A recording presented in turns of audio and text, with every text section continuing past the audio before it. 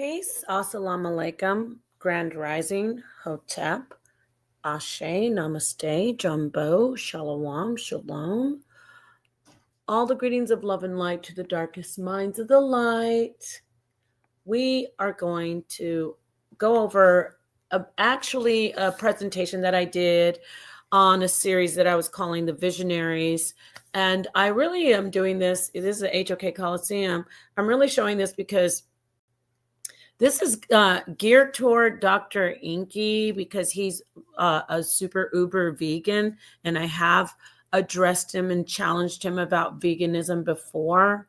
And the challenge is about the health benefits of eating animal products, right? Animal products compared to not eating them. It's I'd like to challenge people who say, that eating meat is bad and it's unhealthy and it's not morally right. So this is just a little thing that we did. We're going to go over the expensive tissue hypothesis. So this is a challenge. I want the smoke with, it doesn't have to be Enqi or anybody. Probably no one really is that informed. Yeah, I said it, to be confident enough to get in here and defend a strictly vegan diet. But this is going to be a replay. It is a replay. You don't have to tune in all the way, but we would like for you to tune in and hit the like button and listen in to the build I did. Good morning, V Brown. I will just let this play. I'm going to be checking in and out on the chat, but for the most part, I won't be doing an interactive video so much like I'm doing now. I am introing it, but go ahead and enjoy it. Listen, you may learn a lot. There's a lot of information in here. And without further ado, let's go ahead and get into the video. You're going to listen to the music intro, everything, because it was, like I said, it was a live that I did with Doc Too Sweet, Sakina Ra, some other people hit the panel too. It's pretty interesting. All right, let me do it now.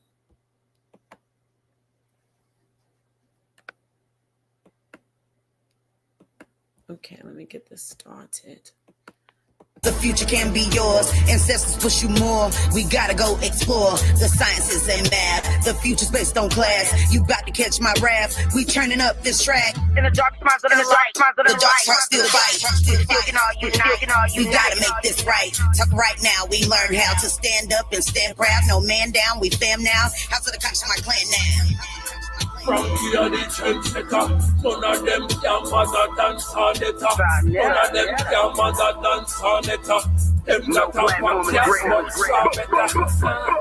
When I look at you niggas, I see what I'm not. Go take him, a little bit of her, mix it with them, I put them in a pot. Still can't get none like me. It might sound the same, but it's unlikely. One white tee, if I lift it up, you niggas gonna see what it come might be. I thought I told ya. Affirmation, revelation, we some soldiers. Sinetta put this team together, now it's over. We got the weight of the world up on my shoulder. When you get conscious information, hearts turn colder.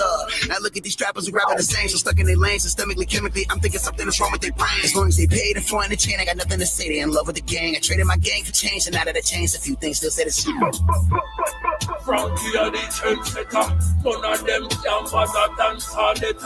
None of them can mother dance on it. Them got a podcast, but far better.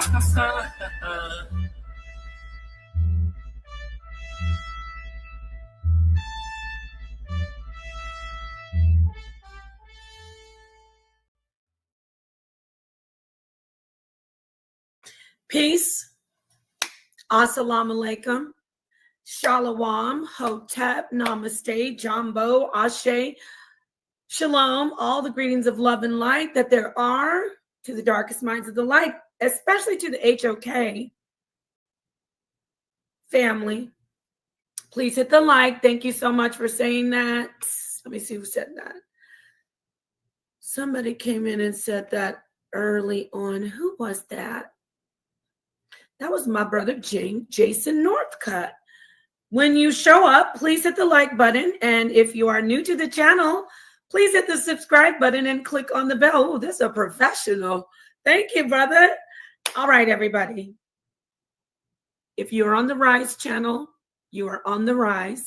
Reality is simulated existence. If you're here on Sonetter's channel, Sonetter Studios, you are still on the R.I.S E. And so either channel you're on, you know, you can go in between channels. That would be great. You know, my channel, the R.I.S E channel, is a part of the HOK network. It's a little smaller. It's a little bit more of a personal feel, but this is the big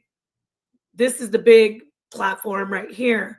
And today we are going to do, how do I say, this is going to be a lot of information sharing. I will add some of my commentary, of course, to not make it completely boring, but I'm going to be honest with you. I'm going to talk to you about the expensive tissue hypothesis. This is a hypothesis that has that I've pretty much been clinging to, I should say, for a good, I'm going to say 6 years. And the reason I want to bring it out,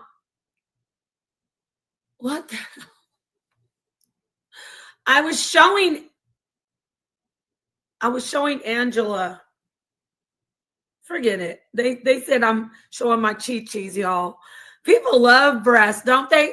I'm going to segue into the expensive tissue hypothesis, because breast milk, nutrition for infants, and prenatal nutrition is very crucial on the brain, on the neurology, right?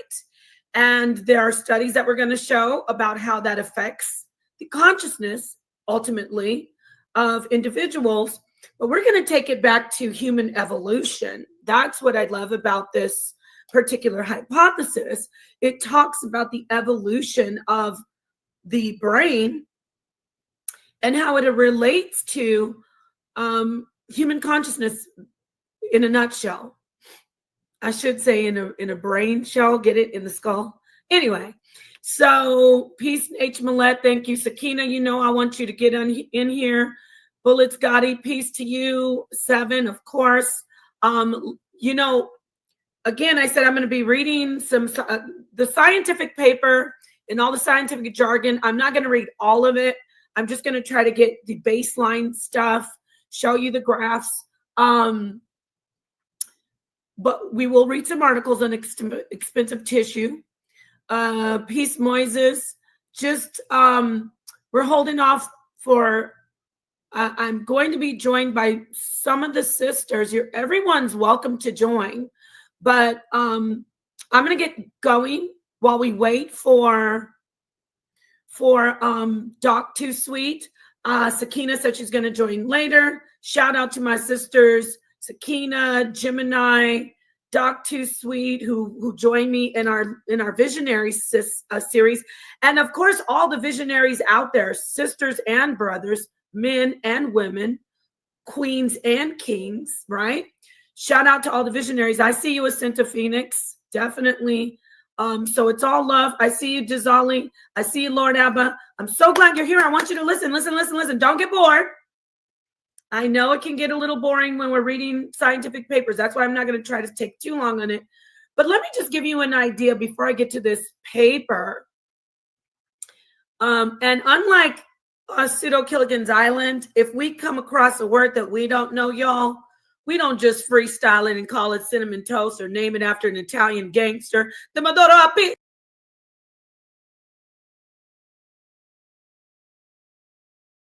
Okay, disclaimer. Just need to let y'all know this was a minute ago.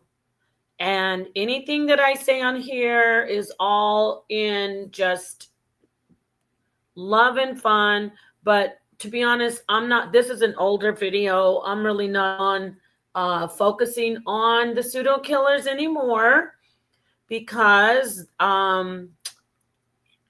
you know, we just did our thing and then we go in waves. So if you hear anything on here that has to do with pseudo killers. Just take it with a grain of salt. You know how these YouTube streets are.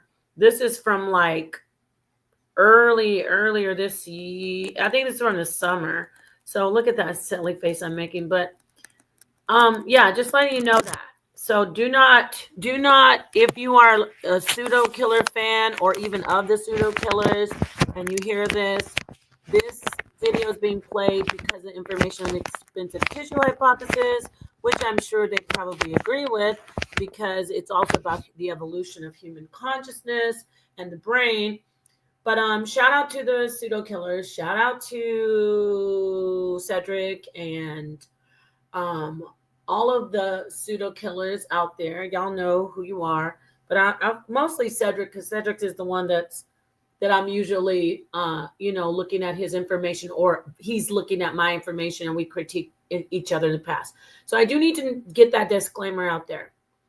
This is, please disregard any jokes, but they are probably funny, but the smoke is not there anymore. Okay, this is just basically soot and ashes. Focus on the information of the expensive tissue hypothesis. All right, thank you so much. Just like when Sonetter was playing that video, remember? He wanted to play the video of the information between Jabari and Reggie, but now Jabari and Reggie aren't in that space anymore. They're not beefing. They're cool. They're totally aligned and they're peaceful. So sometimes you want to go back and pull a video like I'm doing, like Sonetter's done, like a lot of people do. JJ Mandika Mali pulls up stuff, and it's a different energy personally. So my little jokes, I'm not in that space right now.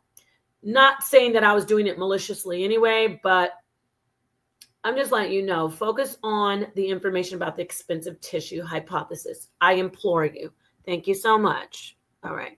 And thank you, Uncivilized Uncultured, for being here. And no, I'm not a vegan. No, never happened.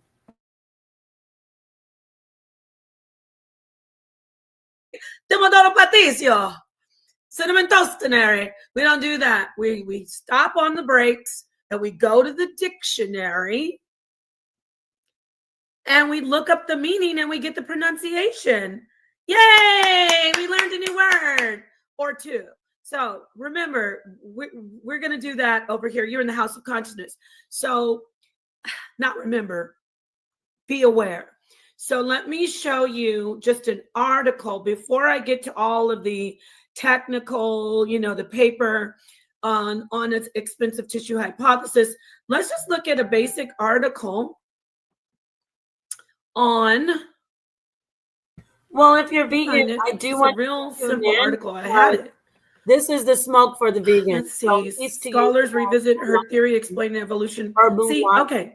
So and I'm going to try, even though I'm very biased to the expensive tissue hypothesis. I want this information that I'm grabbing. I haven't even read the article. I just skimmed the first of it. I haven't read it. A lot of people, a lot of scholars and scientists, they have pushed back against this hypothesis. So we may encounter some information. Peace, H. Millett. We may encounter some information that refutes the hypothesis and goes against it. So we're going to get both sides, maybe not. So let's see it. Let's do it. Oh, I see the brother said dots. Yeah, let me show you Daughters of the Sea before I get going, since you mentioned dots. We have, I just had it up when I was coming in. We have a presentation coming up. Oh, not that one. We had this one today. Shout out to the sister, honey. She did her thing. The sisters are coming through and, putting the information out there. I don't have to agree with it. They don't have to agree with agree with what they're putting out. They don't have to agree with my information. But okay, now get to it. Scholars revisit her theory, because we're talking about the Dr. Aiello. Nutrition had anything to do with consciousness and the brain, you're more than happy to come in. You will get dots. Yeah, let me show you Daughters of the Sea, a boat to get from the island. So most people who really want to come against stuff that I present would be Pseudo Killigan's Island. But I doubt if they'll come in and hit the link, but anyone who wants to come in and represent and say, you know what, Nepal, no, eating meat doesn't increase brain size. 1 second.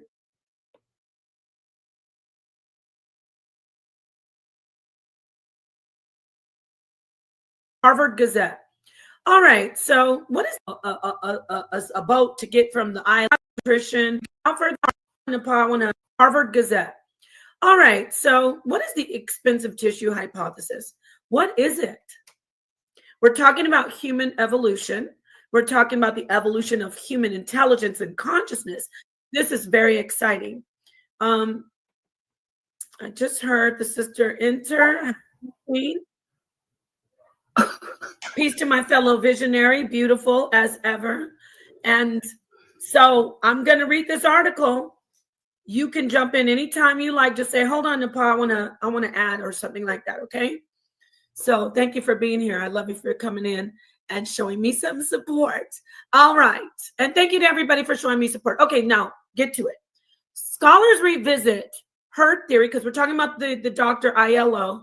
She and another doctor came up with this hypothesis, as I said, that, well, maybe I didn't. Eating meat caused the brain to increase in size by 60% and the gut to decrease in size by approximately the same number. So not just meat, but the base is about meat. That was a large part of the change in the diet of early humans. So we can get to the study. You want to say anything before I start reading this? Okay. I'm gonna add that could be due to salt. Okay, she said salt, sodium. Well, let's look at the let's look at the information, Okay. and then you can give me your assessment as we go. So let's look at this here. Okay, so if you can see it, okay, I blew it up. Let me blow it up a little more. All right, Scholar revisits her theory. So this is about Aiello, explaining evolution of early primates into humans. Behind glass cases, Harvard's Peabody Museum of Archaeology displays ancient tools, weapons, clothing, and art, enough to jar you back into the past. But the venerable museum offered a jarring moment of another sort of in its geological lecture hall last month. Paleoanthropologist, so they study ancient people, paleoanthropologist Leslie Aiello delivered a late afternoon talk on diet, energy, and evolution. It was jolting to see her slight and matronly, because she's an older lady now. She was born in 1946. It was jolting to see her, slight and matronly, stand before a story-high screen filled with images of rugged early hominids on a savanna gathered around fallen game. See, we're talking about the meat, right? Then again, Aiello, as one of her admirers put it, is the alpha female among anthropologists who make a study of human origins. She co-wrote the widely used text, quote, "An Introduction to Human Evolutionary Anatomy," unquote, based on the idea that the fossil record offers clues to how early hominids looked, moved, and even ate. Aiello, a professor for 3 decades at the University College London, and now president of the Manhattan-based Werner Gren Foundation for Anthropological Research, was in Cambridge to deliver the 2008 George Peabody Founders Lecture. Introducing Aiello was Daniel E. Lieberman, a professor of biological anthropology at Harvard and a proponent of the idea that upright walking and long-distance endurance running set early humans on their novel evolutionary path. He held up a well-thumbed copy of Aiello's book and said, quote, "Her CV is so long, it's hard to know where to start," unquote. But two seminal ideas stand out, said Lieberman. One is that in evolutionary terms, big human brains with enormous energy requirements are inversely proportional to gut size. So you see, he's saying what we do know is that the evolution of the human brain made the brain bigger, and there's a lot of energy that the brain needs, right? Enormous energy requirements that had to come from somewhere, right? It had to trade out with the gut. That's in the nutshell of what he's saying. So this idea, called the expensive tissue hypothesis, ETH, in Aiello's co-authored 1992 paper, argues that around 1.5 million years ago, early humans began to eat more meat, a compact, high-energy source of calories that does not require a large intestinal system. A second seminal idea posited by Aiello and another colleague is that increased brain size meant higher reproductive costs for females who, over time, compensated in part by increasing in size at a greater rate than males of the genus Homo. Homo erectus females had a 64% larger body mass than earlier hominids. That's a really interesting piece right there if you want to hold on to that. Males of this species, though still larger than females, were larger than their earlier male counterparts by only 45%. So the women who were the reproductive houses, right, the bodies that carried the human, their bodies, their entire body percentage increased by 64%. So it says females had a 64% larger body mass than earlier hominids, meaning earlier female hominids. I'm just taking that, right? I think maybe, let me keep reading. Males of the species, though still larger than females, were larger than the earlier male counterparts by only 45%. So let me ask you, am I interpreting that it's saying, maybe it's saying they were 64% larger than both male and female hominids earlier than them, but the male increased by 45%. I don't know. I'm kind of off on that. So just put a pin in that and somebody comment. So far I'll hold off and let you come in if you want to say something, Sakina. Okay, so what I'm gathering so far is the big head hunters and small guts. But for this meat situation, right? The only thing I'm gathering at this point is this this meat source, right, is either from the ones that eat off of vegetables and whatnot, because this is fish, and this is like rabbits and this kind of meat, whatever it is. It's not even deers. It's not even I can't even say it's lambs. So whatever it is these animals eat grass and whatever the harvest is, whatever. So whatever this meat consumption is, it's not enough to, it's only producing energy, but I don't understand what's making the head swell. The brain grew because the trade-off with the meat and how it was easier to digest meat. There is a myth, and I think you are a vegan, but there's this myth that it takes more energy to digest meat. And that's one reason why I love this hypothesis as well. It shows that it actually does not take more energy to digest meat in the gut than it does for foliage and roughage and more fibrous foods like, plants and I'm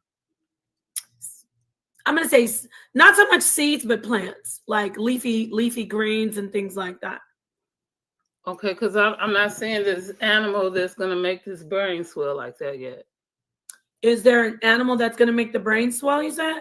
Okay, because what you're saying, again, I'm not following along with. Okay, no, I'm here. What's going on? Let me work the with only you. meat that I know that would take the longest for you to pass through the bowels or what have you is beef. Shout out to my sister, the Queen, Sakina Ra. So she's saying, I said I wasn't gonna be interacting, but I just got to come in here and say, she's saying, what is this meat that makes the brain swell? It's not, it didn't make the brain swell. It actually was an evolutionary process where the gut reduced in size and the brain increased in size by 60%. So the evolution of the actual being was that the gut reduced and more because there was less energy necessary in the gut for digestion, which allowed for more energy in the actual evolution, the growth of the brain, the neurological system. So it went from, there was like a trade-off of energy from the digestive system to the neurological system. So just want to make that clear. And I don't know a meat yet that would do that to the brain at this point. And so, yeah, well, that's the study. There's right, we haven't got to that point yet, right? Huh? You talking about bush meat and things of this nature at this point, anciently, and so this would only be rabbit and maybe yeah. To be honest, we can't focus too much on the type. I mean, we know that early humans were hunting large animals. We know that they hunted large mammals like woolly mammoths or maybe even different types of large animals. Woolly mammoth. I do know that much. So, but the main thing is that it was meat. Meat that I wouldn't be able to say like the modern animals, like modern game, but it was flesh, it was tissue. So, well, they eat camel right now. So let me take that back because, you can't even refrigerate a camel, but they eat camel like never before. And so, but again, there was no seasonings for this meat, but there was herbs. So I'm not understanding it. Let's keep reading because I can't see. Okay. No, let's keep going. No, your input is great. So in her lecture, I believe that's where I am. In her lecture, Aiello revisited the expensive tissue hypothesis to see how scientifically robust an idea it was after more than 15 years of academic scrutiny. Again, remember, she got a lot of pushback. It wasn't just like everybody's like, "Oh, great job." Some people were. It was, some scholars accept it, others still kick against it. So the idea is still viable, she said, but in an era of better testing technology and accelerating scholarship on human origins, expensive tissue hypothesis has theoretical competitors explaining the evolution of bigger brain size. So, this was from 1992, and other research and more information has come forth to hypothesize why our brains increased in size. Other information besides that, I wouldn't rule out the other hypotheses, but definitely we know today that eating a diet in high protein is very, very much beneficial to developing brains. So I just want to add that. So for one, some scientists say that walking upright, bipedalism, is the most important way to support a larger brain size. Upright hunters and gatherers were more efficient than their quadrupedal counterparts. Others say that the key to supporting big brains is the smaller muscle mass of hominids compared to apes. And still other scientists have pointed out that the ETH doesn't hold true for all animals, including birds and bats. Now, bats aren't considered mammals, but I don't know, maybe there's something to do with, because they are aerial, because they do take flight. There's a difference that in that particular type of animal, those two. Peace, Doc Too Sweet. I'm glad you could join us. Peace, Doc Too Sweet. Okay, Hey. I have a question too when you finish. Yeah, go ahead. Okay, because bats are rats with wings, right? So I don't think so. okay, well, to me, I thought bats were rats with wings. One, that's what it made. Oh, I thought you were being funny. No, You being serious? that's what. Yeah, so that's what it made them mammals, right? Two, I'm talking about with the swelling of the brain, with this aneurysm thingy, right? And you With the what? well, let's scratch the aneurysm, but I'm saying when you have to walk with your head upright because you're saying you got a heavy brain or a big head, this goes into this. It makes me think of this Hunchback of Notre Dame, low calcium or low something or another, because if you got a big head, you got to hold your head upright. But if you don't have enough of a protein or something, and you walk with your head down because there's something missing from calcium or something in the sun to give you, then you have this thing in your neck, and it makes you have to hold your head down. So that story of the Hunchback Notre Dame was true because of a deficiency of iron or vitamin D. And that's not saying that you had a big head or a big brain. It was a deficiency in iron. So I'm not sure if we're connecting this with that, or because this is what it sounds like now. And maybe that's just me, but we used to make jokes about kids with big foreheads and big heads and saying, hold your head up and when you walk so you don't stumble and fall, and because it made it bad on your neck. But that vitamin deficiency is real, especially you see it in elders, because that hunch comes right above the back of your neck on your back. And so that's a vitamin deficiency. So I'm gonna let you finish on, but I'm trying to get this big head thing together. No, yes, more than just the head. Of course, the brain is encased in the skull and the head, but it is more focused on the size of the brain. So yes, I get what you're saying. It is an increase in size of the brain. So I just want to be specific. Did you want to say anything before I continue reading this article, Dr. Sweet? No, you can continue. I know I kind of interrupted. I was having some technical difficulties, but I think that this hypothesis, where this theory that you're talking about, is very important in terms of understanding how humans, got to where we are today as far as Homo sapiens and our brain size and our intelligence and all of that stuff. So please continue.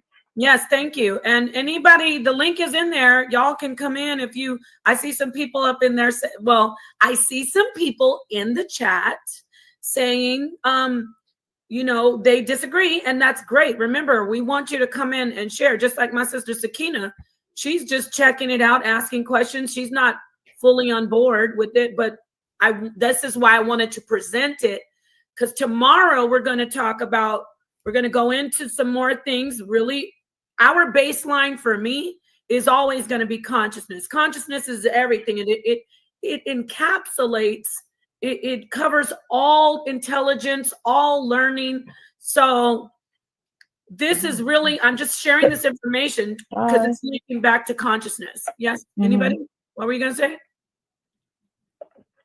Oh, okay. All right. So the link is pinned. Thank you to the mods and everybody. I see you. Let's get this done here. Okay. I see the sister Honey Clark join. Peace, Honey Clark. You want to go ahead and introduce yourself? to the panel and to everybody? Because this is the first time you came on our visionaries. We do a little visionary series. So can you hear me okay? You're muted. You're muted, honey. Can she hear us? She can't hear us. Can you hear us? Can you hear me? Oh, okay. We can't hear you. You gotta come out and come back in, probably. Okay, you can go out. We can't hear you. Oh, okay, I'm here now. There you go. I was like, I can't hear. I can see you, but I'm like, it was so yes. quiet. Thank you for joining. Do you want to introduce yourself to the panel and to the audience? Thank you for joining our Visionary series. Hey, I'm Honey Clark from the Bar Reloaded. That's it, really.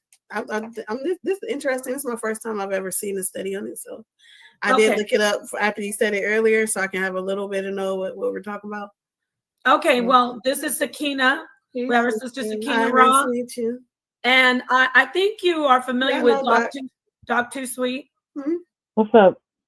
We got her on. We try to. I know we haven't done our series. This is actually our second. We are missing Gemini. I feel like we needed her, but I really want us to let people. Yeah, we're going to be doing our show tomorrow too. But I just wanted to let everybody know, anybody can come in. Just let us get the information out. And then if you want to add to it, definitely add. All right. So with that said, let me finish reading this paper.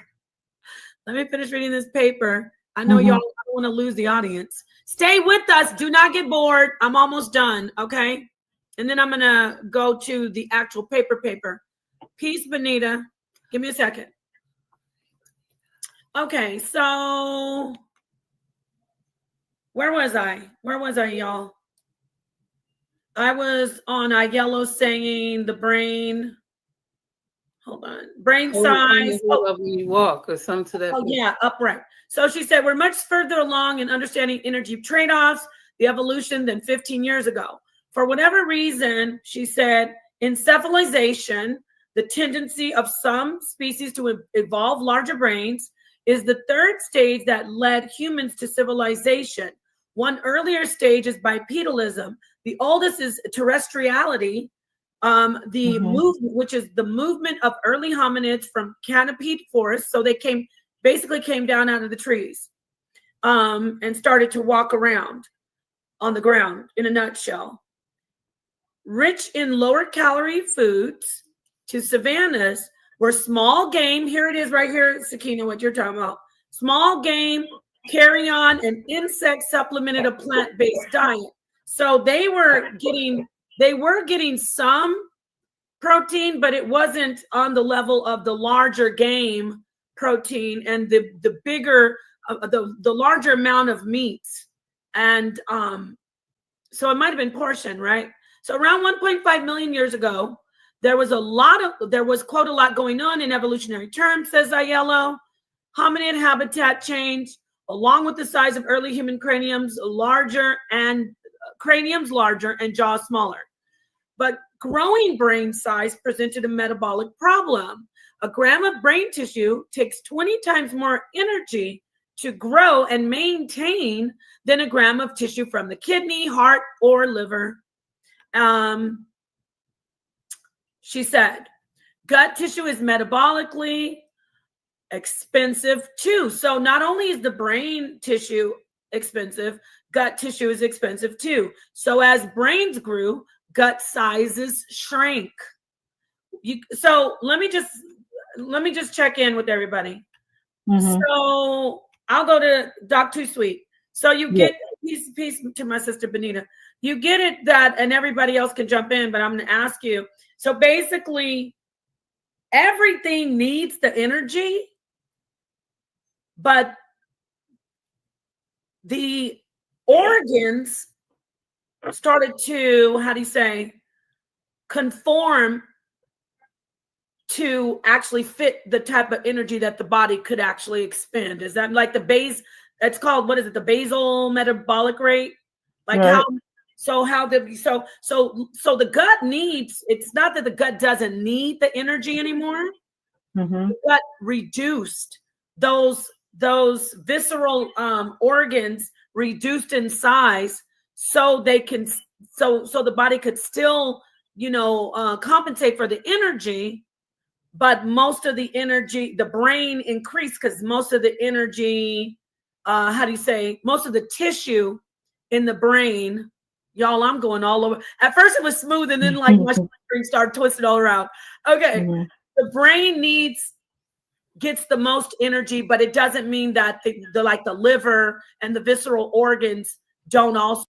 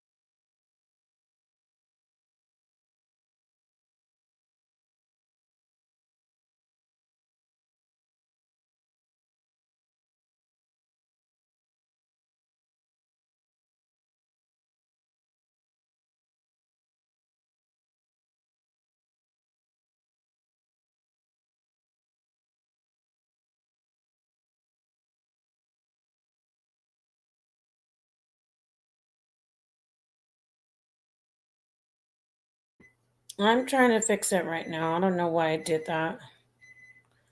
Please hit the like button though. Anyway, just let me figure this out, please. Sorry.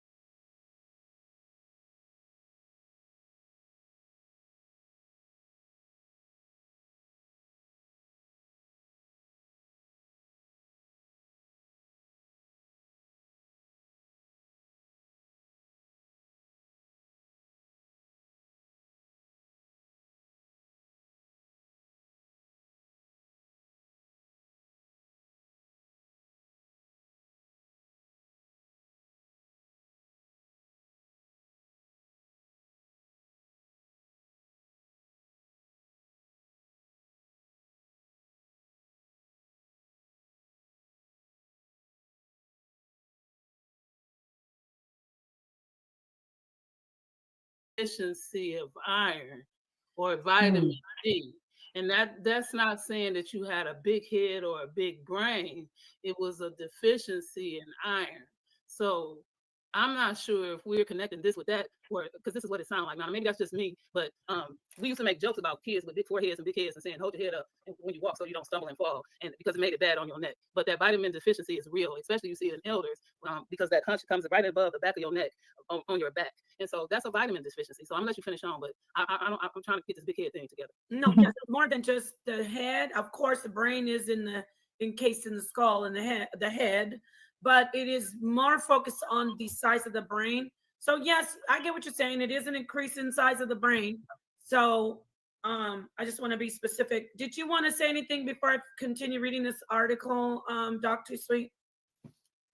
No, you can continue. I know I kind of interrupted. I was having some technical difficulties, but I think that this hypothesis, where this theory that you're talking about, is very important in terms of understanding how humans, got to where we are today as far as Homo sapiens and our brain size and our intelligence and all of that stuff. So please continue.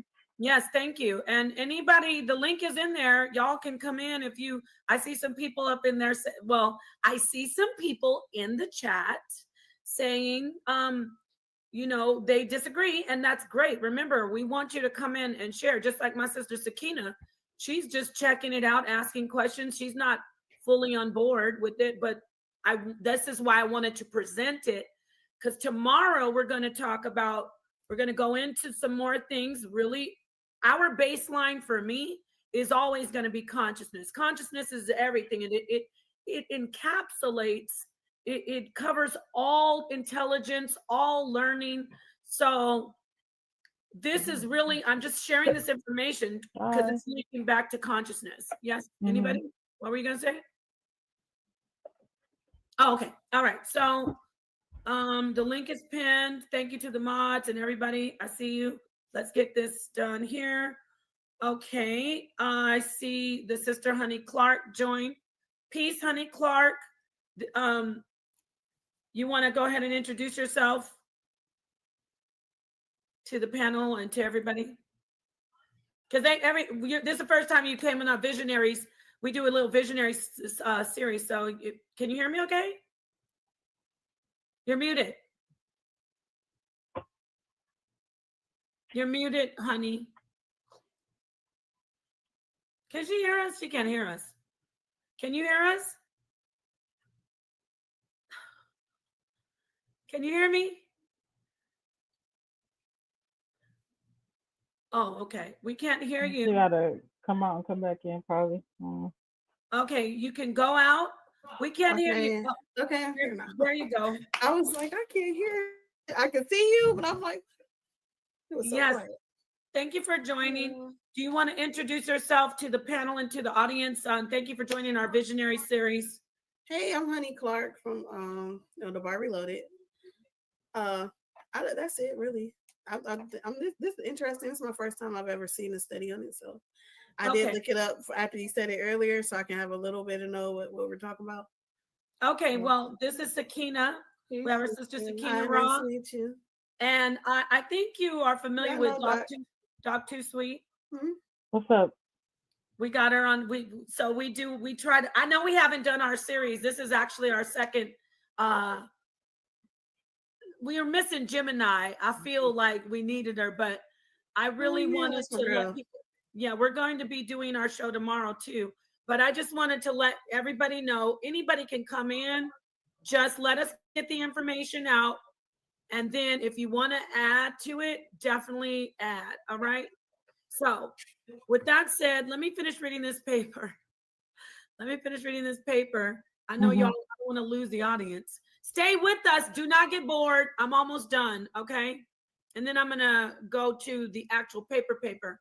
Peace, Benita. Give me a second. Okay. So where was I, y'all? I was on a yellow saying the brain. Hold on. Brain size. When you walk or something to that. Oh, yeah, upright. So she said, we're much further along in understanding energy trade-offs the evolution than 15 years ago. For whatever reason, she said, encephalization, the tendency of some species to evolve larger brains, is the third stage that led humans to civilization. One earlier stage is bipedalism.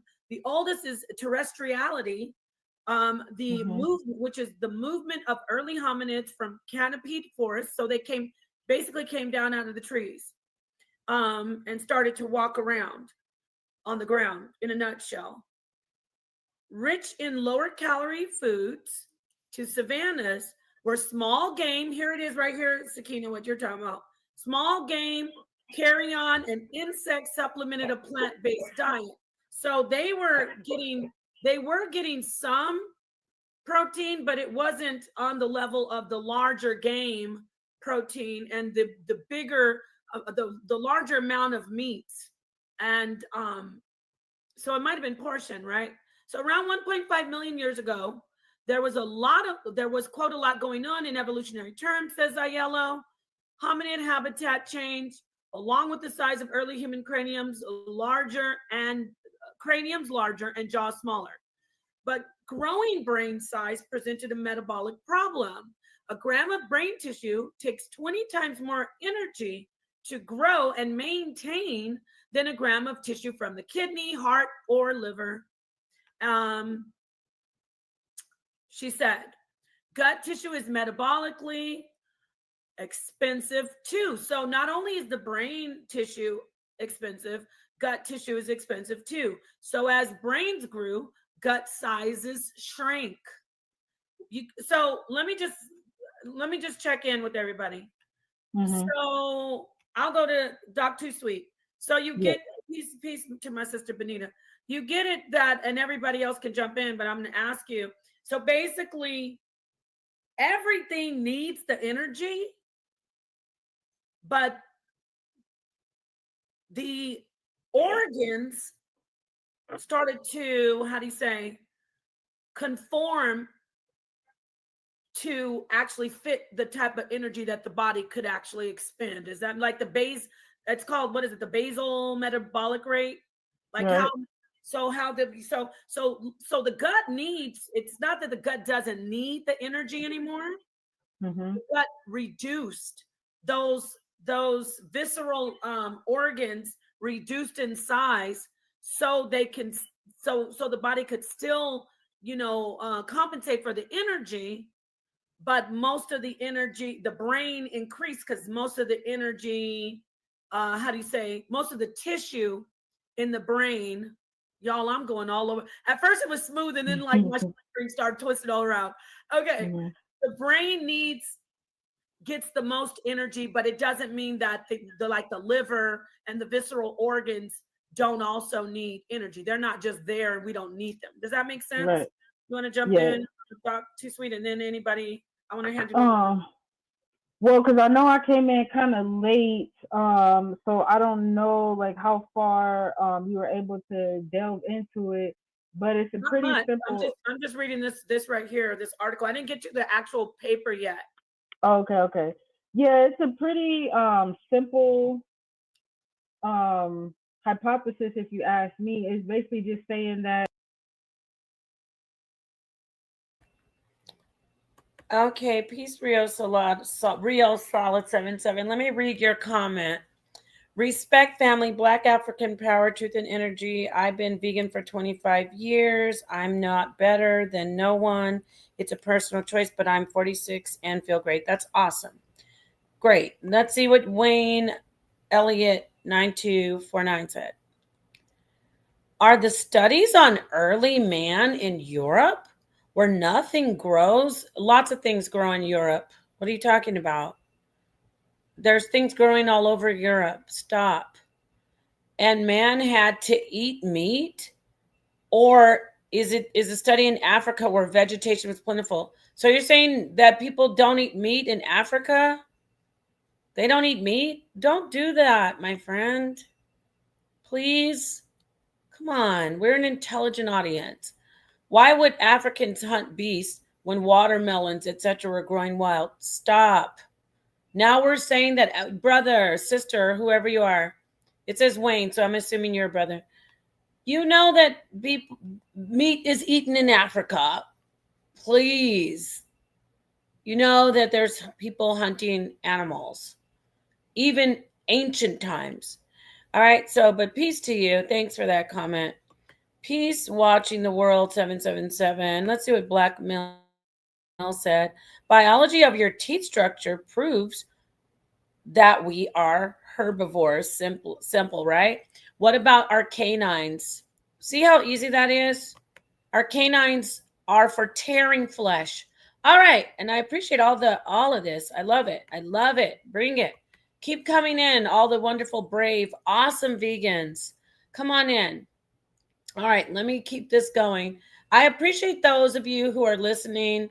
Peace, KJ, to the information. Again, it's we're talking about something that's not as exciting as, beating up the Bible or, things like that. But it is exciting because a lot of people out here are pushing veganism, not like this person, not like Rio Solid 777. Rio Solid said, look, that's my personal thing. I'm a vegan. I'm not better than anyone else. See, this is a person who doesn't make veganism their religion.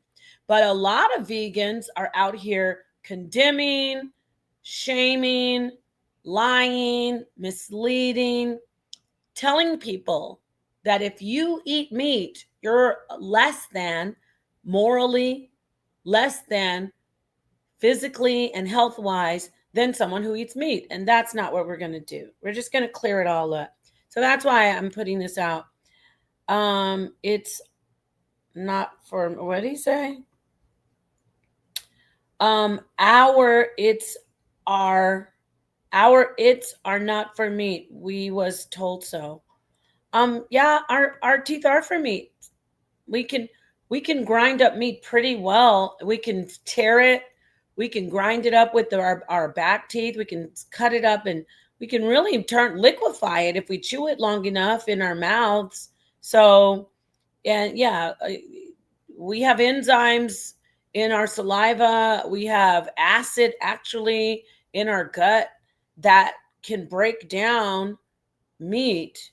And so, yeah, we can definitely, our bodies are 100% designed. That's why I'm presenting the expensive tissue hypothesis. Let's see here. Somebody's saying this, who's this? Oh, Wayne's coming back. Gorillas have canines and they don't eat flesh. That's where you're wrong. They do eat flesh sometimes. I'm telling you, this is like, boom. Like I do like that you're doing the volleyball game though, or the tennis game. Like you serve it, I spike it. So yeah, gorillas do eat meat sometimes. They eat flesh sometimes. After you cook it. Well, you can eat fish raw and you don't have to cook it. And you can really, it dissolves pretty well, or you can get it to be in a pretty much liquefied state. So peace and love to you, Niambi. But no, not always. You don't even have to cook it. So let's see what Black Mill says. It's a high level of discipline to be vegan because most of us wasn't raised like. Well, not only, yes, it takes a lot of discipline because you're fighting against your naturally evolved self. So that is 100. And finally, this is a true statement. The couple of those statements, and it's all love. This isn't against, we have all the whole audience is intelligent, but there are a lot of myths being presented. But this right here is accurate. It takes a high level of discipline to be vegan, because you're going against your innate self, your naturally evolved selves. You as a naturally evolved human being have been our ancestors ate meat, like our early common, our common ancestors, universal common ancestor, or it's not even universal, just our last universal common ancestor, or is it? No, it's our last common ancestor. Let's say that ate meat. So you're really fighting against your natural self when you are a vegan. So Definitely, they are very disciplined to a fault. Let me see what Ascenta Phoenix says. Peace. Peace, Sister Nepal, the panel in the chat room. Yes, gorillas do on occasion consume animal flesh. That's right. This is this woman right here. She's like more accurate than chatbot. She's more accurate than Chat GPT, I should say, not chatbot. Chatbot. She is very accurate, usually. 9 times out of 10, 99.9 times she's correct. Let me do one more, and then what's Black Mill say? If we evolved from apes, never ate meat. Well, the expensive tissue hypothesis says we did eat meat. I always learn something new from you. I always learn something new from you as well. So it's mutual. I like the reciprocity. Thank you for being here. What's Niambi over here saying? Let me go back and read it. She said something about as they devolved. I don't know what she means by that. We are not raw meat eaters. That's how you get the real nutrients. Well, we can eat raw meat. We can eat raw meat and live if it's certain raw meat, like raw fish, right? We can eat raw fish. We all know about sushi and sashimi. So, and there are people who actually eat raw beef, but I wouldn't recommend doing that at all. But there's always going to be a risk to eating something raw. However, you can eat raw meat and live a decent amount of time. A lot of people in Japan, there are communities that live long lives into their like late 90s into the hundreds, and they eat raw fish. There are communities in Italy and in Greece that live to be in their late 90s and hundreds, and they actually eat a dish called carpaccio. It's beef carpaccio, and it's very thinly sliced beef, and it's raw. So you can eat it cooked, you can eat it raw.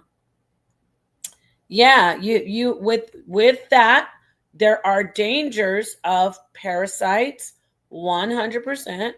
That's why I said there are some dangers to eating raw meat. You will possibly put yourself at risk for foodborne illness, but guess what?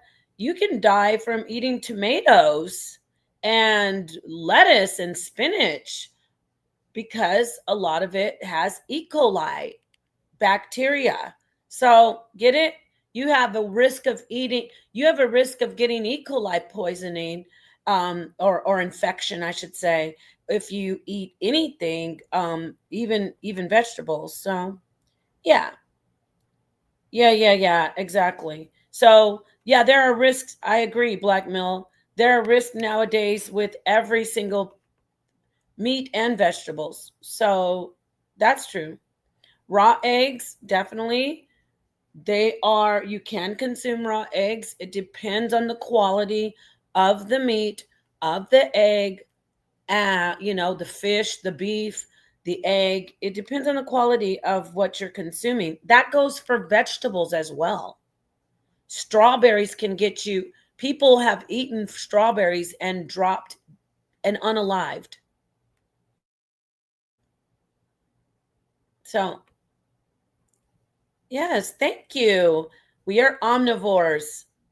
Let me drop a bomb for this comment. We're omnivores. Our bodies are adapted to be omnivores. Okay, so all right, I appreciate the input. Let's listen to. Let me get another.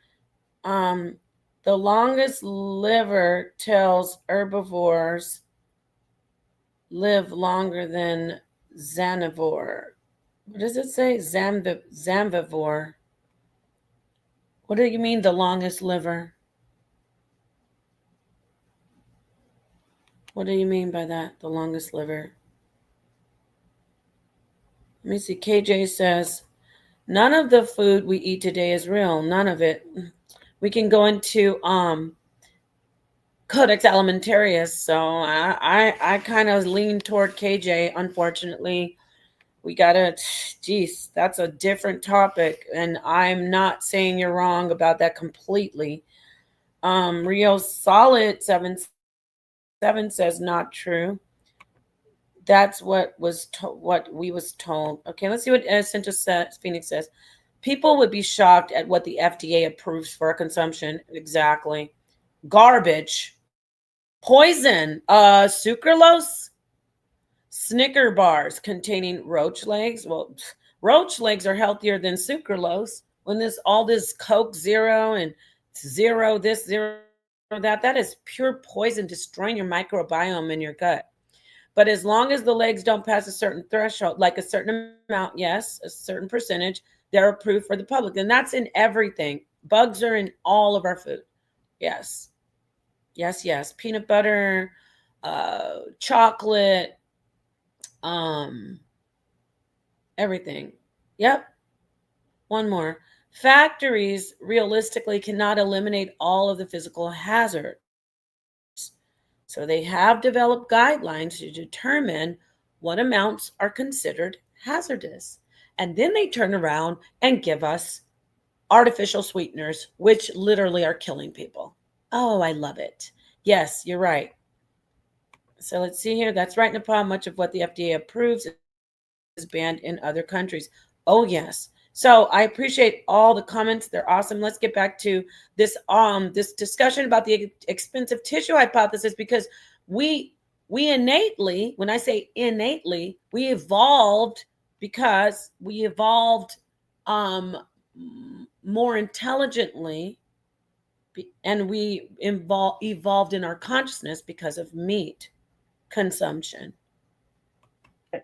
In order for humans to have developed the larger brains that we had to, in a sense, make a sacrifice to where your brain uses so much metabolic power that it was like an exchange of like, okay, we're going to send all this energy to the brain, and the other organs are going to get um, less energy. And to me, I know it's just a hypothesis, but it kind of makes sense because humans are the only species really to use our brains in the way that we do. Like there's other hominids that do use their brain as well, but as far as capacity to build civilizations, create languages, and propagate life and all of these things, for me, the hypothesis makes a lot of sense. There's always some type of exchange. Like for instance, in the evolutionary timeline, a lot of people have begun to lose the need for an appendix.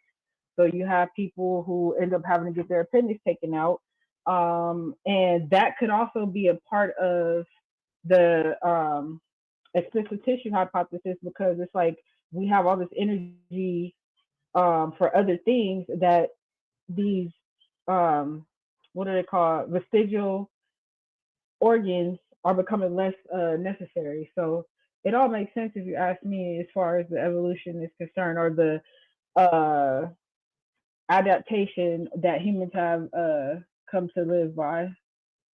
Right. Thank you for that. Very, very, very great point about the appendix and the spleen. It's not that we don't Hmm. need those, but evolution. They're We're talking becoming about. less useful. Yeah. Can you hear me? Did I talk over you?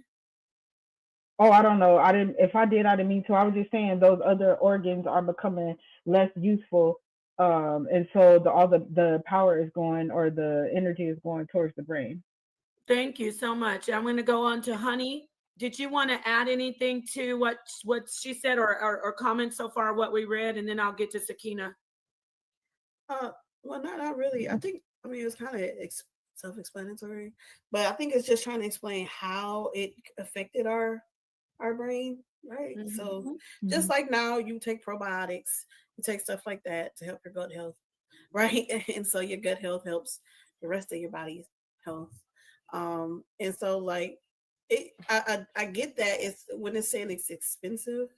That's the part that I was like trying to wrap my head around, but I think it's just saying like it takes a lot.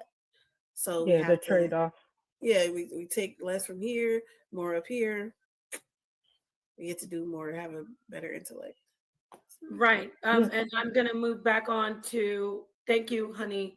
So the gut is not unimportant. In fact, I think I haven't really picked, no pun intended, picked honey's brain, but I know the other sisters on here, we agree that there is not just one mind or one, how do you say, there's three. Yes. The head, the chest, which is the heart, and then we have the gut. So it's, again, I like to reiterate, it's not that those organs are not as important, but as you added, Doc Too Sweet, we've evolved. We are the master species. We are the master species of Earthlings. So and it's an interesting point, really quick, because I don't know if you mentioned it, is that part of this hypothesis is that we actually use more brain power and our brain processes at a higher metabolic rate when we're at rest, which is sort of a paradox, because you would think you're using more brain power while you're engaged or learning or doing something, but it's actually when we're at rest that our brain is using the most energy. Oh yeah, definitely. We need to get to that about the brain working when good point. The rest of the body's resting. And good point. Who Dogon Nogo or Dogon Right. Dogon? He got it backwards. Whatever.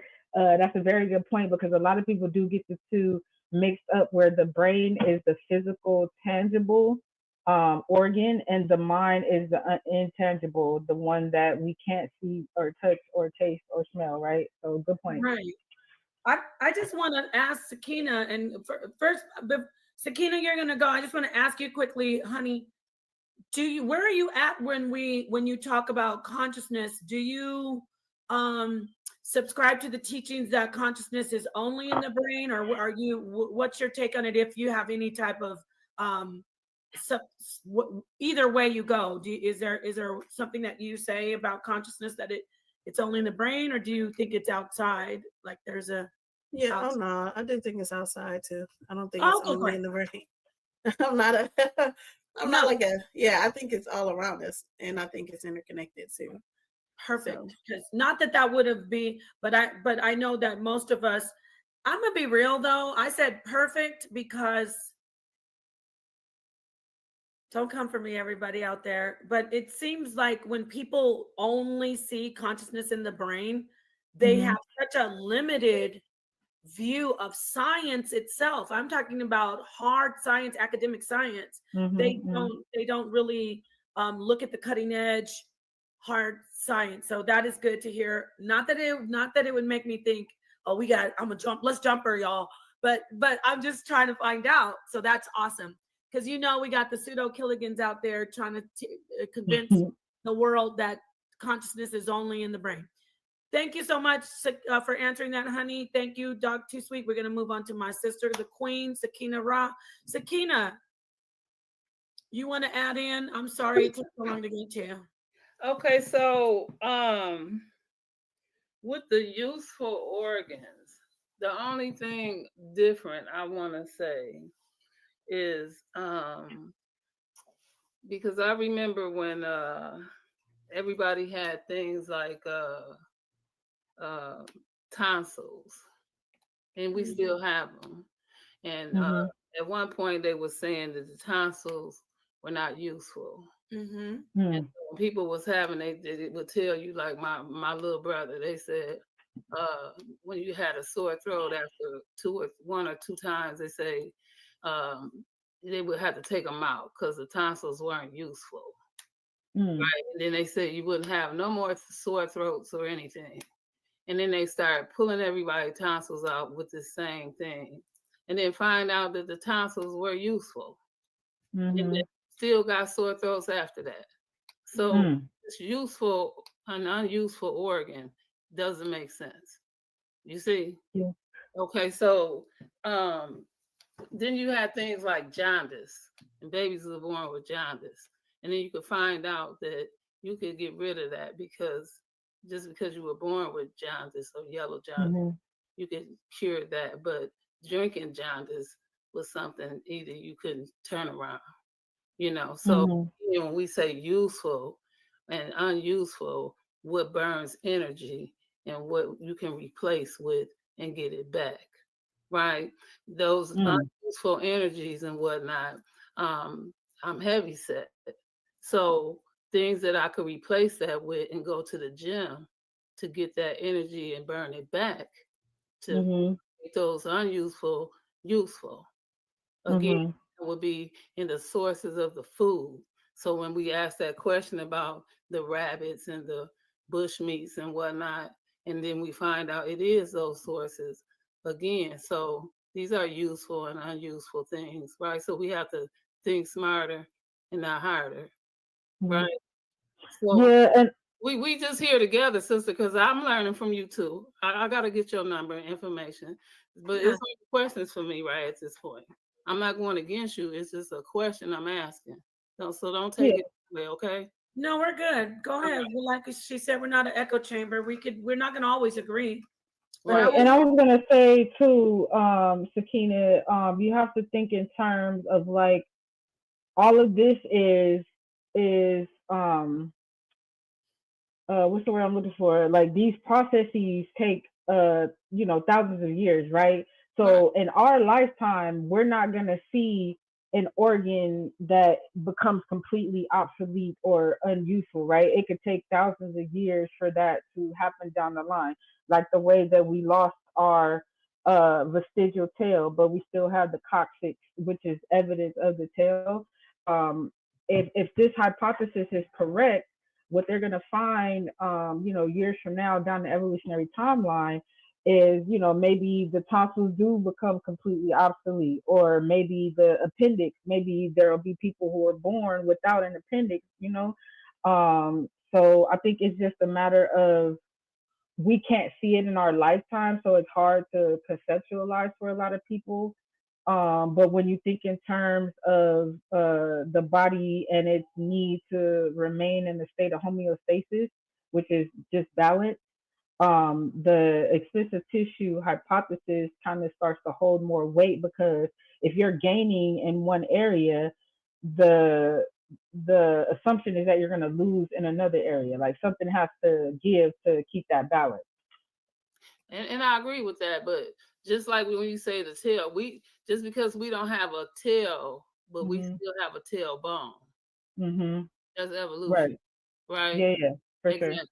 So it's tomato on that one, right? Yeah.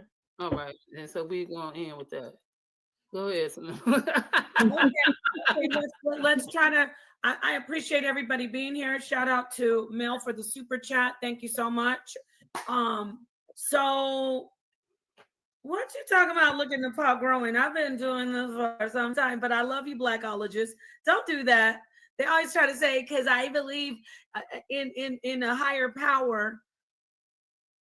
But the two, they're not mutually exclusive. There's a lot of scientists who have some beliefs who would be considered religious and vice versa. So they don't have to be mutually exclusive. Yes, yes. Thank you. We're going to get and honey, you're muted. Anybody can, if you want to jump in, I'll stop reading. Just jump in, make your comments.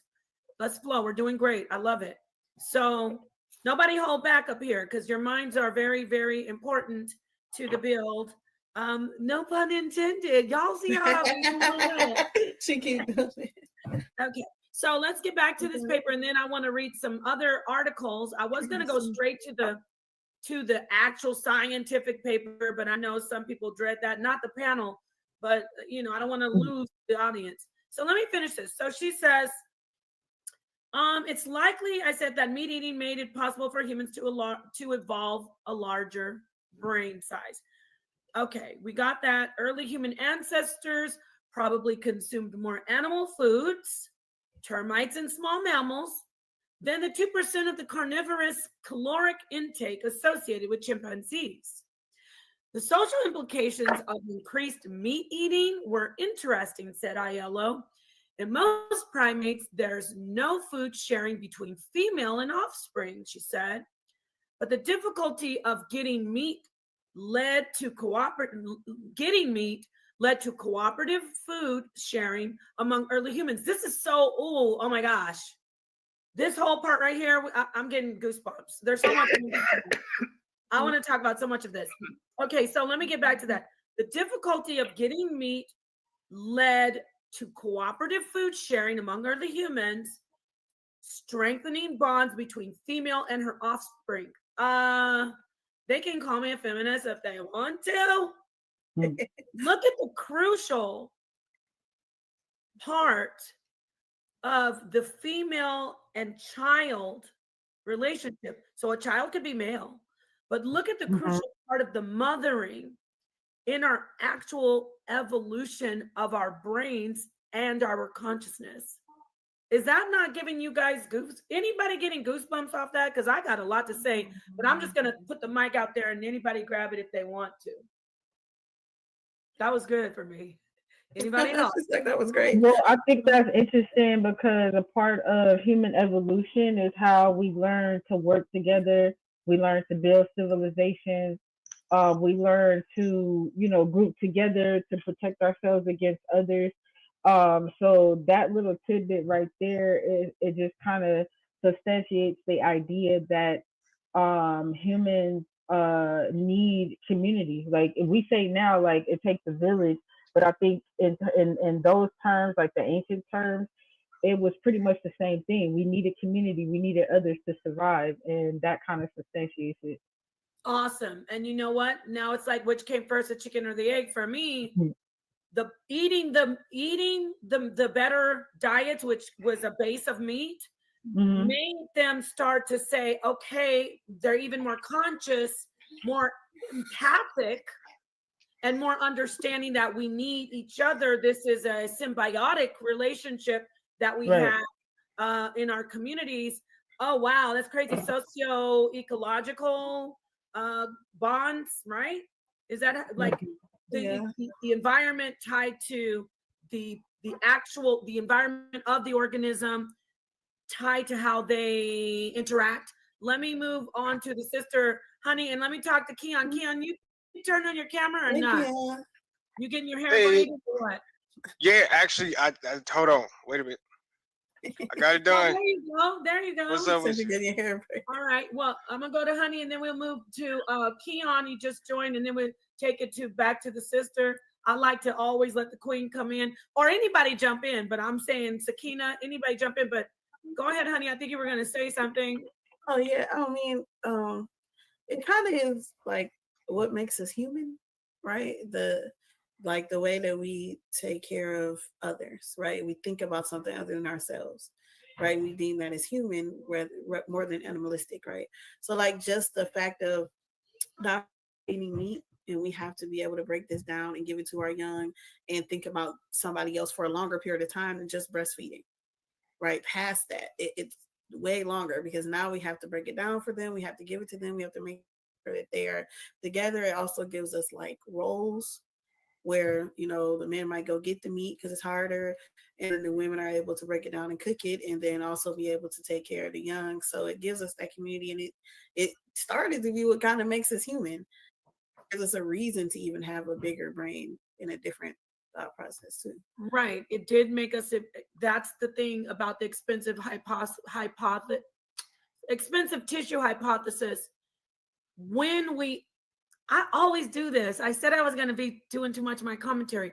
Once we ate the meat, we started to evolve so much in our consciousness that it made us the humans that we recognize we are today, as opposed to before we didn't interact in that way. So let me ask you, Keon, thank you for joining. Thank you for adding that, honey. Go ahead, Keon. What do you think about the entire hypothesis and what we've just been speaking about? So, to be fair, I just came in, so I was really just going to listen for a second. But I guess I can ask some questions. So, is this? I'm assuming this has to do with something about eating meat. I done heard that a couple of times. So, yes, not just eating meat, but the evolution of The evolution of the human brain and ultimately human consciousness. I turned my camera off.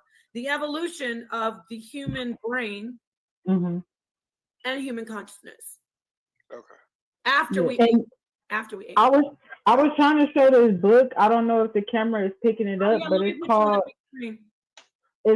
The Fruit, the Tree, and the Serpent, and it talks about evolution, and it points out how the hominids that were our ancestors would get bit by snakes, which would cause them to understand that some of these bites were deadly. But they had to learn how to basically have a defense against the snakes. But what it did was it pushed along the evolution of hominids by causing us to be able to see better, because they started to have to look out for snakes, and they had to look out for different dangers and stuff. So that is another that's another bit of evidence showing how evolution can kind of be random in a sense, to where it's about adaptation. Like, what is the best adaptation for your environment? And for us as humans, for us to have developed a larger brain, it caused us to live differently from like other species, and to further separate ourselves from those other species. Thank you for adding that. What's the name of the book again? It's called The Fruit, the Tree, and the Serpent by Lynn Isbell. And you can pick it up. But The Fruit, the Tree, and the Serpent. Wow, interesting. I like that title. Because Keon right? knows that Jesus is the serpent in the garden. So now I'm not trying to take this. Hey, let's not go there. I know, because if it was Sonetta, we go straight into talking about the Bible. Okay. Can I ask a question real quick? So is it like also a theory that, like, if we were just not carnivores, but what's the thing for vegetables for people that just herbivores, right? If we were just herbivores, we would have like evolved in a different kind of way. Yes. Like, okay, I can see that. Well, because look at the brain size of our nearest cousins, like the chimpanzees. I think their brains are like a fourth our size or something like that. I gotta give you the bomb. You know why? Because you took the words away. I'm slow with the bomb. Hold on now. Exactly. And Keon, hold on. I gotta get to Sakina if you're still there, Queen. See, that is why when people say, well, why did they looking like that? They had a different type of environment, these different adaptations, right? Ecologically, they evolved differently. Right. We decided to jump on down out of the trees and pick up some spears. I'm just saying, and it making it basic. And they're like, no, we're good up here with the leaves and the branches and some fruit here and there, and maybe a cricket. Y'all going? I'm serious though. This is basically what the hypothesis covers when we read Ayalo's work and her co-authors. So you were saying? Yeah, I was about to say, but isn't wouldn't our 8 brothers and sisters, I guess if you want to call them, aren't they're both, right? They're carnivores and herbivores, right? They don't cook their meat. It's from cooking. Right. I mean, but they still will eat. They will eat. They will eat meat though. But it's from cooked meat. We cooked it. Yeah, but that's what made it kind of different. Well, I'm gonna put a pin in that one, honey.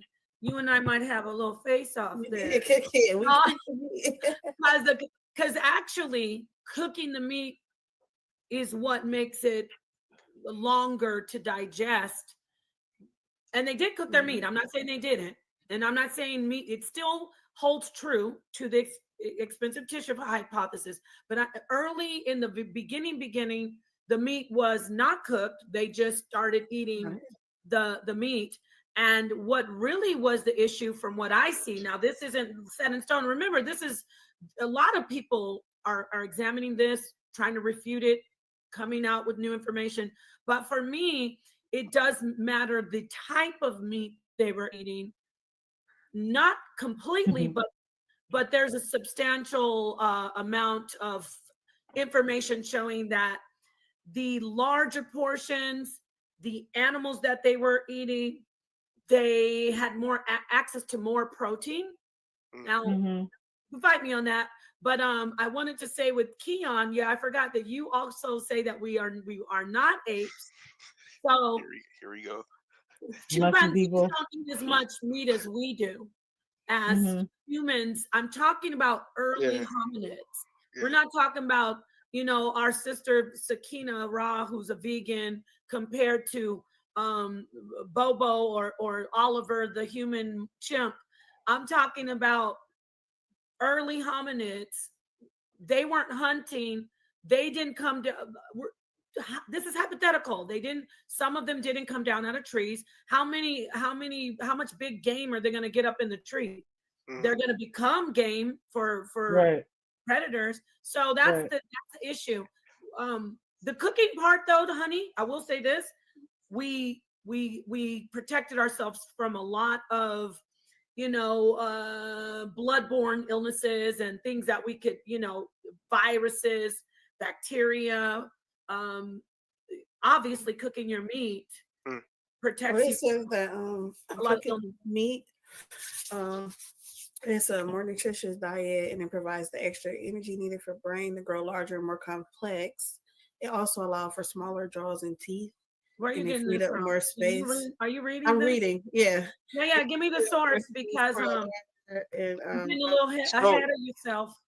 But let me see the source. Let me take this down because I'll put it. I did not expect to start debating somebody, but no, I wasn't debating. I was just telling you. No. I'm saying for me, I stand very strongly on the meat diet, but in the beginning with the expensive tissue hypothesis, they weren't exactly cooking the meat. But I do want to see your source, so we can. No, they're saying that the cooking helped with the brain thing because it allowed for smaller jaws and teeth. So it allowed for the room in the skull. Right. The cooking didn't have anything to do with that so much, though, because the meat, the texture of the meat. If you look at the mouth, some people don't realize, I'm not saying some, and I'm not patronizing anyone in the world, but the mouth is connected to the digestive system. And so when the meat, just like the gut, when the meat was eaten, the raw meat was softer than meat. But still the mouth, the chewing meat in evolution, the meat is always, whether cooked or raw, I'm going to say it again, whether cooked or raw, it applies to the expensive tissue hypothesis. So there's really no huge distinction. There is information on that. I'm not saying it's not, but in the basic part of it, the jaw decreased in size because of the actual texture of the meat. Correct or no? Can we see your short? No, I was reading what he said about something about it rotting, and I was like, oh, somebody said that in the chat. That's not the source. I put the source in the chat. Yeah, I believe this source is for. You can screen share it. Okay. Right, because I believe this source is for like a parade or something to like people that jaws have been broke, or for elders, because this is how they do this for those type of meals, for people that have to have trachea foods or jaws that been broke, or for people with those kind of cares because of those reasons.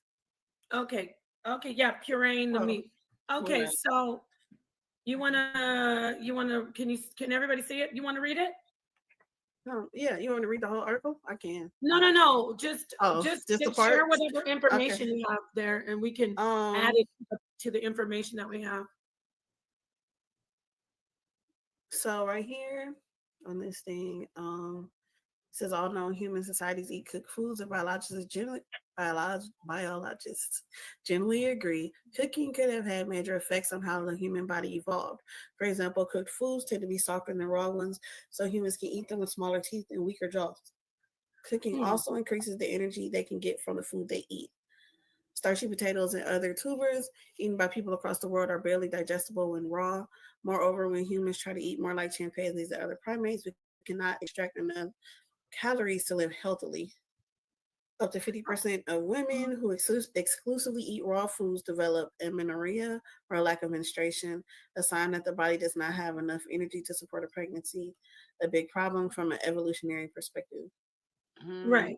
This is referring to, if you go back up, this article is mostly referring to vegetation. Yeah. Because food is actually softer, and we agree with that, right, everybody, or no? Maybe wait, take that back. It depends on the cut of the meat, first off.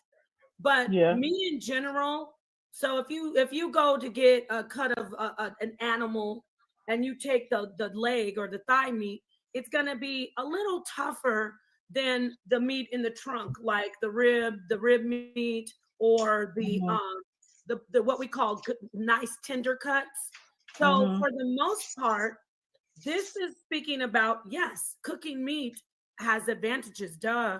And I'm not saying cooking meat has advantages in our evolution because it's lower disease, less risk of getting an illness. But as far as chewing the meat, and we're talking back about this particular hypothesis, vegetation was harder to chew and digest than meat, raw meat. However, in this same paragraph or paper, it also says, because you know as well that you have soft diets.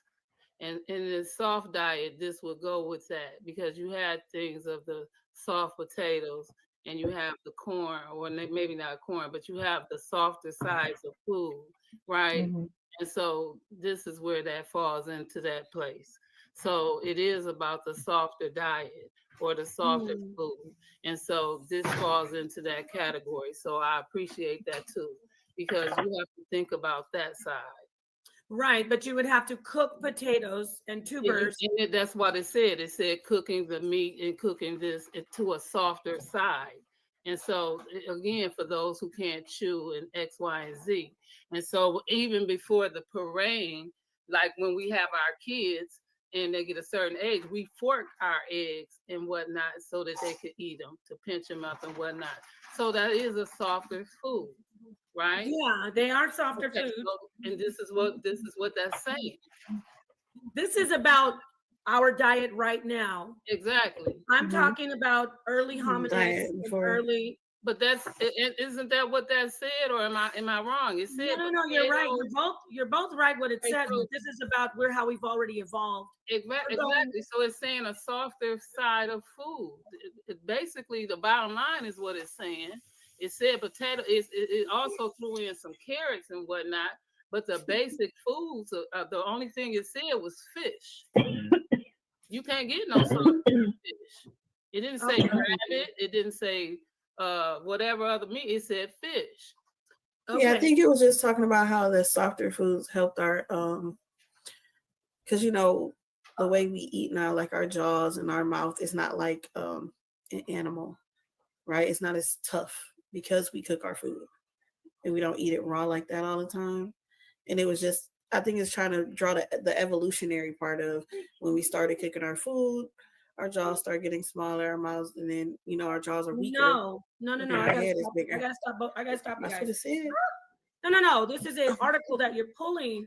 It's saying now that our mouths have evolved, and now that our guts have evolved, that we cook our food and we eat our food and it's softer. But I'm going back. I'm not saying no so much, but I'm saying we're getting too far away from the expensive tissue hypothesis, which you've got to understand this.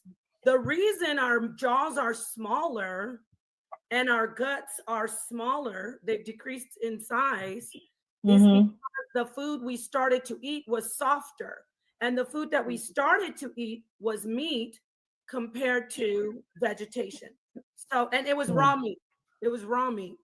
Yes, we did start. Yes, I get it. Cooking, somebody that knows how to not make a steak tough, they can cook it. We can chew it up a little bit. Yeah. So my point that I'm saying is, I shouldn't even say no, but I think we're going too far off. This article is not talking about early hominids when they immediately first started. They changed their diet from vegetation to meats. And if you want to keep reading the rest of it, you can, and then I'll get right to the paper so we can get some more information, some clarity. Yeah, it says what you said right here.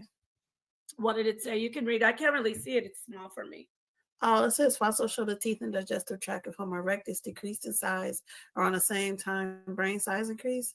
This evidence likely means our ancestors started eating softer, high quality foods, although not necessarily cooked. New archaeological research has also continued to push back the earliest known date for the control of fire, right? So perfect. So there we're back yeah, on it was saying exactly what you Just like that, we got back on track. I'm glad to see that. Okay. And Sakina, I like that she's standing firm.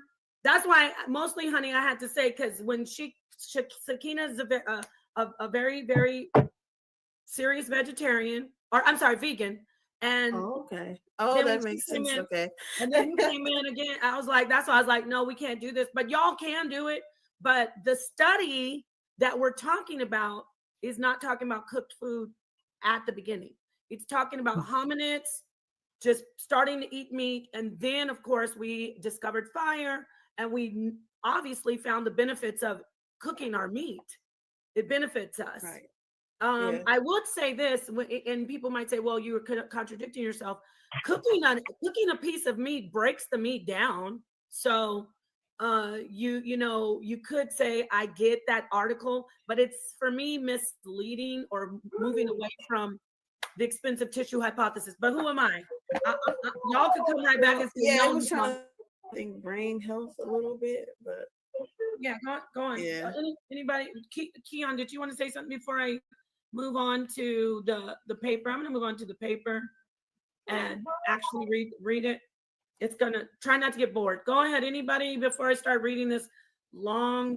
I'm not going to read all of it. I'm going to just jump from place to place because there's graphs in there and tables, and right. I just want to get the gist of it. Who said damn?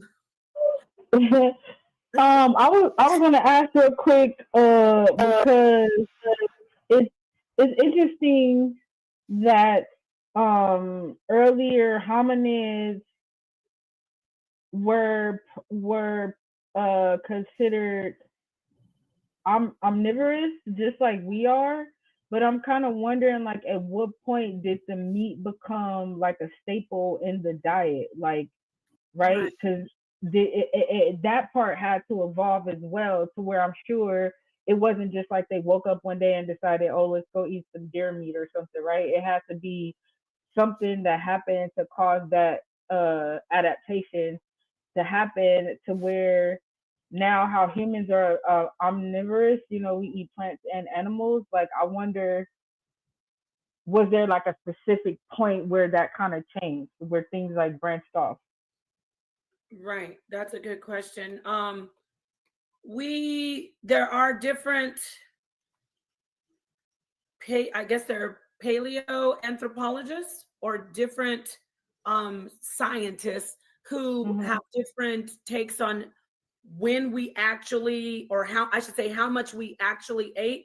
When we read this paper, I don't know if this particular, I'm trying to find an excerpt that goes into that. Like, you're asking, when did we actually start having, I would say that we did because we already were eating and enjoying, a vegan or mostly a vegetable based or foliage based diet. We would occasionally eat small birds and insects in the trees and the canopies. When we came down, we held on to that, right? So I think adding the meat, that would be right there, an omnivorous diet. They didn't just say, okay, we're not going to eat any more plants. If I'm answering that, Yeah, that's kind of where I was going with it. It's curious to think about how that adaptation started. You know what I mean? Right. And if I read this, God, there's a lot to read. If I read this, I think there is a part that she goes into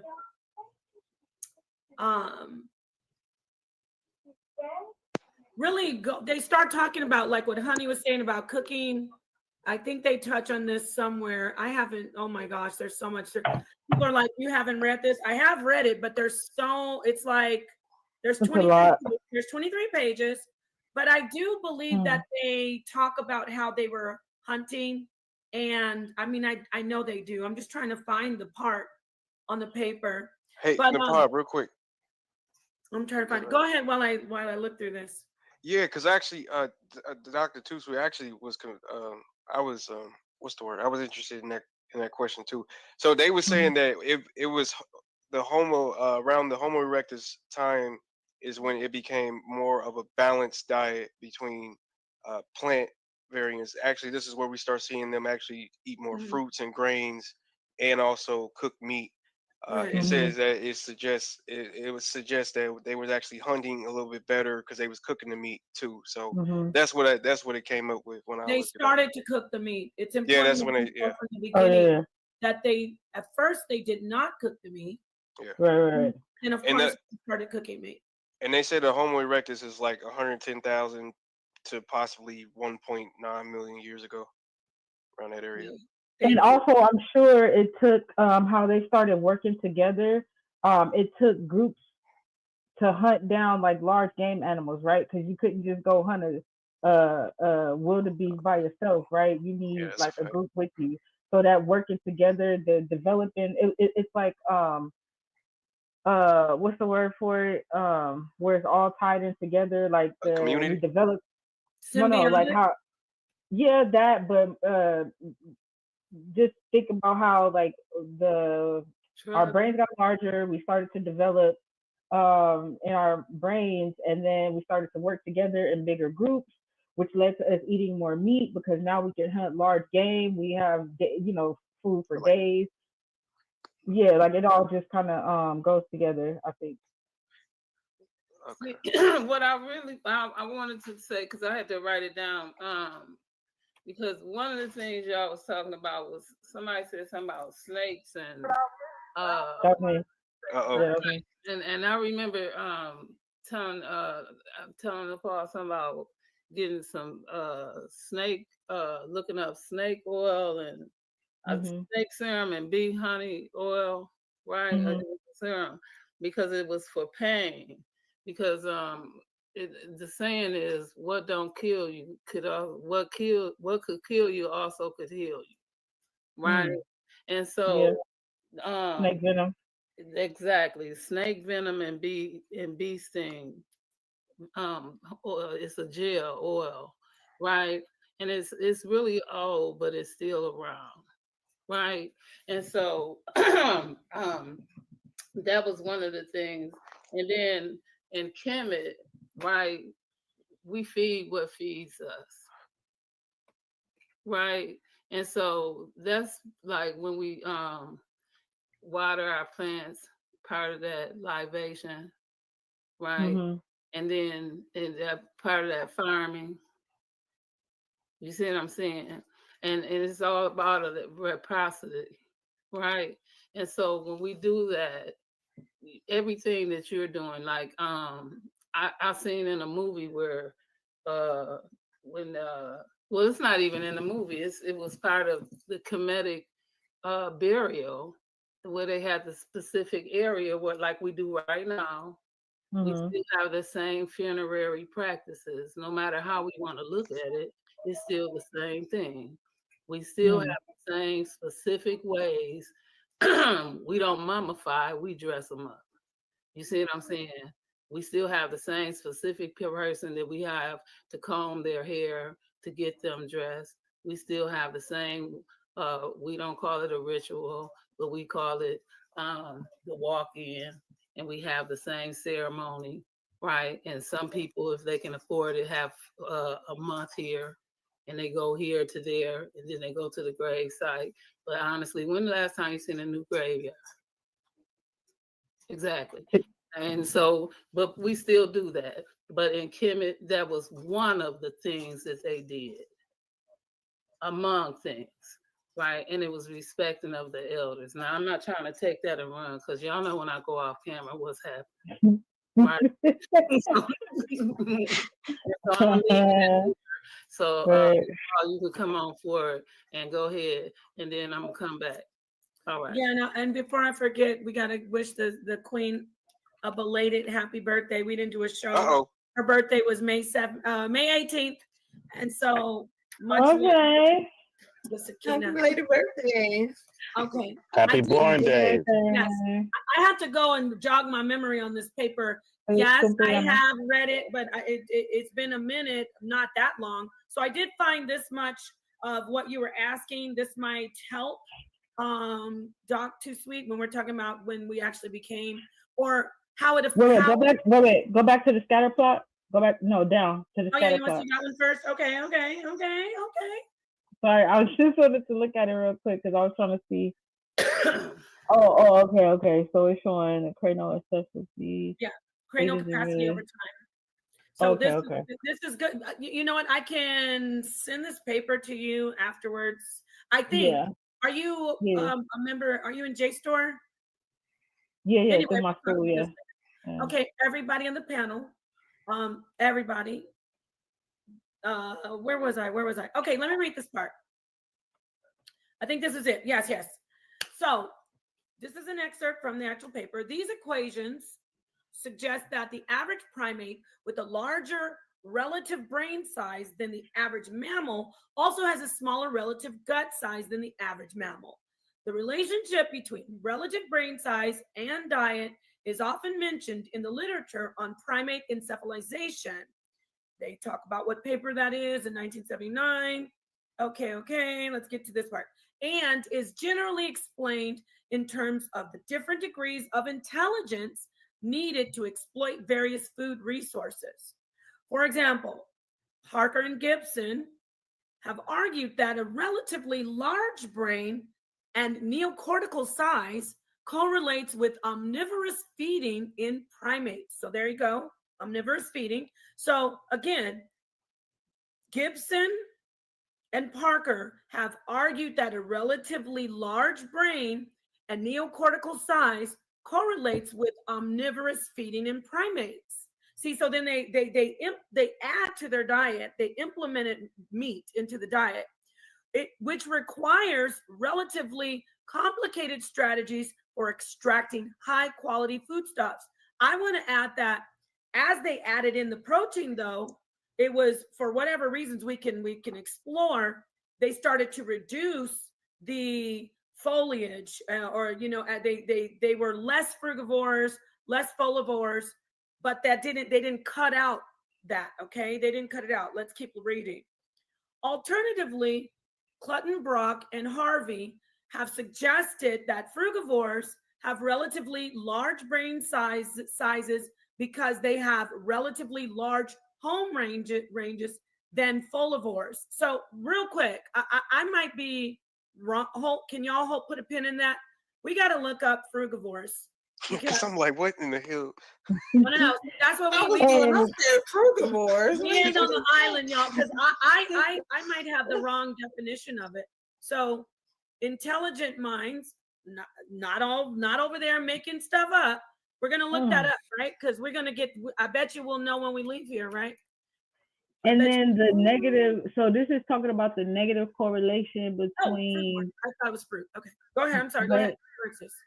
The negative correlation between brain size and gut size, which is saying that as one gets larger, the other gets smaller. Hold that thought, because you know what, I was just thinking a coconut, and I'm not even on the island, dropped in my head. Frugivore is a fruit. See, I was confused because a folivore would be somebody who eats like leaves and stuff. Foliage, yeah. Foliage. And then a frugivore is fruit. So I just thought both were the same put together. So it's very specific. So that's great. So let me show you. So basically, I looked it up. It's frugivore, a fruit eater, and folivore is a leaf on. So get it? This is so complex because carnivore meat, frugivore fruit, folivore foliage. So I just grouped frugivores and folivores together, and when I saw them like comparing the two, I was like, "What? Y'all don't need definition, right?" Most animals that eat fruit eat foliage too. So you probably won't really find too many animals that don't eat both, but they're out there. But Doc Too Sweet, just like I was telling Honey when she was talking about the cooking, remember we're talking about early accessibility and early diet. Okay. Now but like fruit bats, fruit bats only eat fruit, so those would be frugivores. Just an Yeah, example. Those those are Yeah. are frugivores. those are Facts. seasonings. Yeah. Facts. Peace to my brother Seven Asar. We're gonna get back. Just let me finish this off and then I'm gonna go to Seven right away. Let me just because you were asking about the omnivorous aspect. So now I think we're all on the same page. If anybody's still wondering, basically, this is talking about how when they implemented the meat. Let me just finish reading. Stop, Napa. Okay. Alternatively, Clutton, Brock, and Harvey have suggested that frugivores have relatively large brain sizes because they have relatively larger home ranges than folivores. Remember, we were talking about environment, right? That's what we're talking about. Early hominids necessitating a more sophisticated mental map for location and exploitation of food sources. See the circle, how it connects. Like my brain works better, I can find food better. The food makes my brain work better, so I can find food better. The food gets it's like a cycle. It's awesome. The So feedback loop. That's the word I was looking for. The phrase, the feedback loop. Feedback loop. Thank you. The results presented here suggest that the relationship between relative brain size and diet is primarily a relationship between relative brain size and relative gut size. The latter being determined by dietary quality. Right there to Honey, Sakina, to Doc Too Sweet, to everybody, Keon. When we talk about dietary quality, that's when we start talking about cooking the meat. What else? What did you say when you said something, Doc Too Sweet? And I said it's like what Honey said. You mentioned something. Accessibility, maybe you said. I don't know. Because I'm sorry. I'm doing what Sakina doing, so forgive me. We're evolved, right? We're evolved, but I'm talking about before we evolved. Dietary quality, we can take a look at. Okay, obviously cooked meat is better quality than raw meat for our bodies. Come fight me, anybody out there who likes to eat raw meat. But dietary quality is relative to the evolution. That's all I'm saying. Ooh, I'm gonna finish this and then I'm gonna pass it over to you, Seven. This would imply that a high quality diet is necessary for encephalization, no matter what may be selecting for that encephalization. High quality diet relaxes the metabolic constraints on the encephalization by permitting a relatively smaller gut and thereby reducing the considerable metabolic cost of the tissue. I'm going to stop there and I'm going to say again, I want to make sure that I do say this because I was like, no, because I saw everything like going down the wrong path, but it's not saying that selection, cooking, balance of the diet, how we know now, it's not saying that does not help our brain grow and that does not aid or contribute to encephalization. But I wanted to take this step by step, right? Talking about we came down out those trees, boom, what did we do right away? Eat raw meat. And then we started to foliage better. We could find food better. And in our omnivorous diet, we were unstoppable. And I'm gonna get to the consciousness. Okay, thank you for letting me go. Y'all can cut me off. You know that. Know that. Right? Go ahead, Sarah. No. Oh, go ahead. Go ahead, Doc Too Sweet. Whoever was that, Honey or Doc Too Sweet? No. Go ahead, Seven. Go ahead, because I'm trying to figure something out in my head. Yeah, and I said put a pin in something. So if you forgot it, I forgot it too. What is wait before Seven? What? Let me start with Seven, and then I'm gonna ask people that I haven't really talked to, Honey and Keon even. Seven, what do you think about this whole hypothesis? And I'm gonna just to do a whole check on the whole board, but I'll go to Honey after you. What do you think about this hypothesis? Is it BS to you, or does it sound like interesting? Oh no! It's sounding like a real investigation with the information. It's sounding. I mean, it's real sound from how you're breaking it down and how everybody's adding to it. I do have a question. I think I heard earlier you guys said that the female brain was growing faster than the male. were bigger, faster than the male. Am I correct? I wasn't here for that. I don't know. I don't remember that being said. Okay, I think she I did may say have that missed. the eating of meat, because it was hard to get and hard to obtain, like it helped forge a bond between like the mom and the offspring. Yeah, that's what I was about to Okay, say. because Yeah. I know the women are the first teachers, right? Mm-hmm. So I would think that the females with brains would develop faster to be able to communicate with the child and you Mm. know, help it evolve and elevate. But I maybe I misheard what was said. But I think that everything that you're breaking down is it's piqued my interest. I'm listening here. I want to learn more. I think that you're on something, right?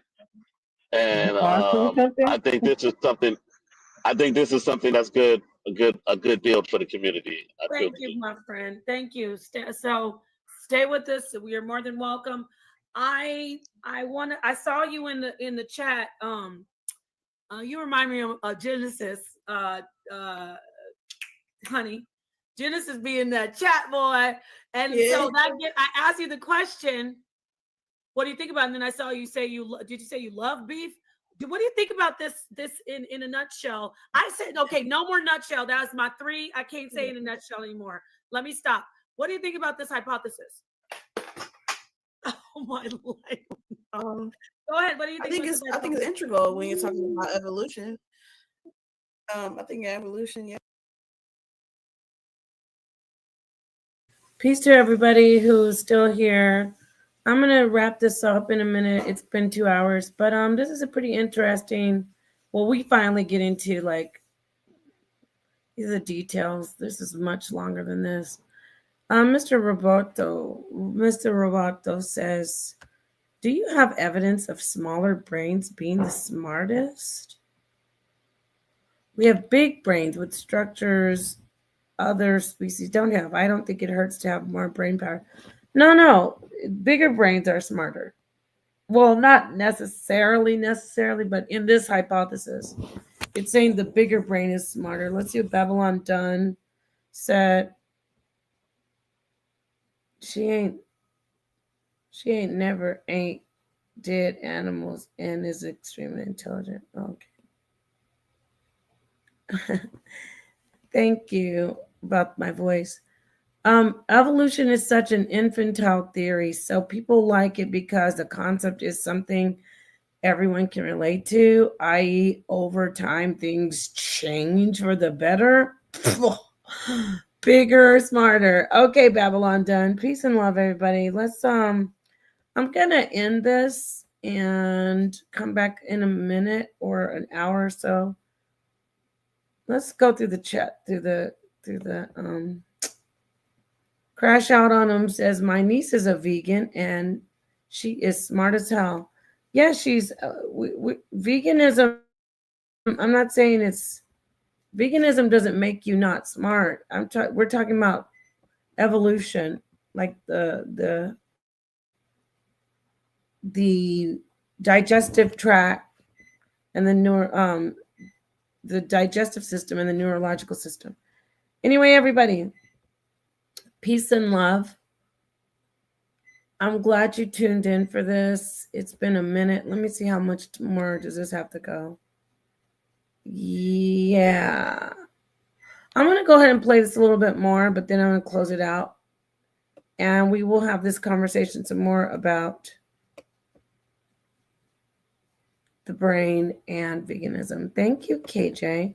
Yeah, this is pretty good. Interesting. I want to sit down with Enqi and talk about this, but I don't know what happened. Enqi started getting a little scared. I don't know what's up, or maybe he's not scared. That's just sound. Maybe he just, I don't know, has a lot on his plate. Peace and blessings to you, Barn Dog. Thank you, my friend. 25 years, real solid's been vegan. Okay, let me get the rest of this. Yes, it's an integral part of you know, how we understand us and what we are. Because they even say like a doctor said that like say like people who are on the verge of Alzheimer's, they put them on a high protein diet for like 2 weeks, and it helps their brain to focus and function a little bit more, and helps to um, dial back some of the symptoms. Oh, wow. So that goes along with this as well. If I could find that, I'll send it to you, Nepal. But yeah, I just thought about it because it goes along with this. Because when I heard it, I said, "What? Really? I didn't think." But I guess with this, it kind of makes sense. Okay, yeah, we're gonna thank you for adding that. We're gonna talk about the developmental brain, but yeah, that's a great point. You know what else works for it? And this is gonna be for my sister Sakina, so I can throw her alley oop.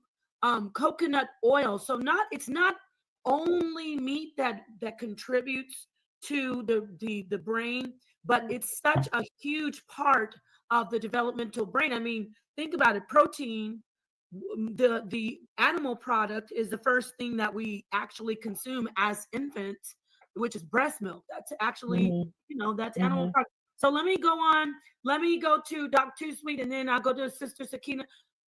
I get an idea of what you think about this, but I want you to just give us a little, check the temperature. What's your whole take on this hypothesis, Doc Too Sweet? Well, I think they're getting somewhere. I think that there does need to be obviously more research done to gain deeper insight into it. But I was just thinking about how they say, dolphins are very intelligent mammals, right? The bottlenose dolphin actually has a brain that's bigger than humans. So it just makes me wonder, like, could this hypothesis actually be proven one day and be more than just a hypothesis? Because dolphins are carnivores. All they eat are like shrimp, octopi. They eat meat. So is this just a hypothesis, or is it actually like being proven through nature and what we see in nature?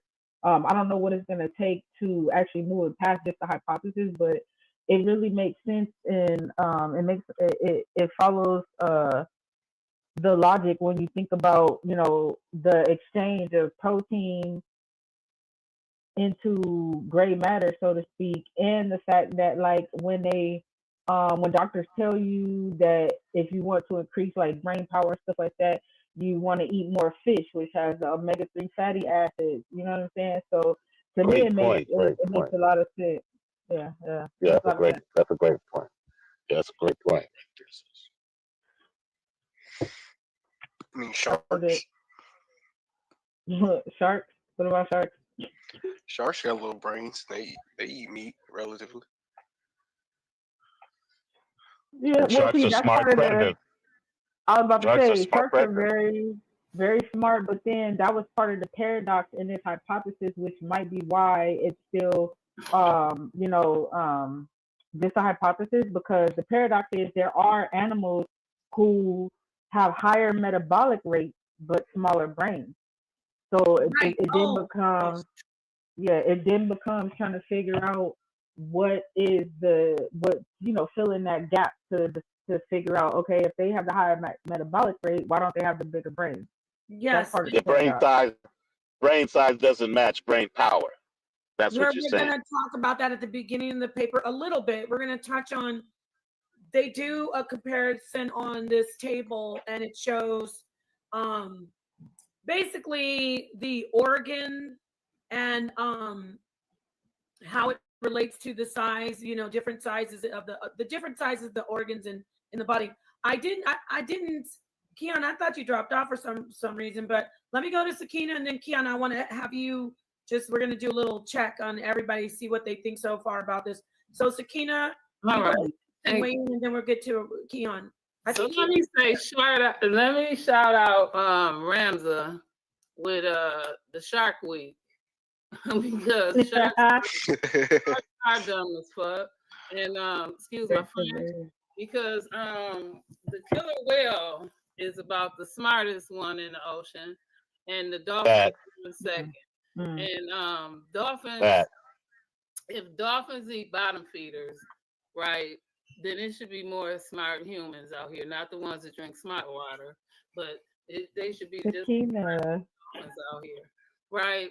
Um, but again, because dolphins were part of the beat up species with the I think it was the otters or the walrus, because they was in the part of the tuna can, right? The dolphins and what was they it? were getting caught in the net. They were getting caught in the nets. Yeah. Oh no, not the ones that was getting caught in the net. The dolphins. I'm talking about the ones when they was pulling up and they were beating them for the tusk. Oh. Those Oh are yeah.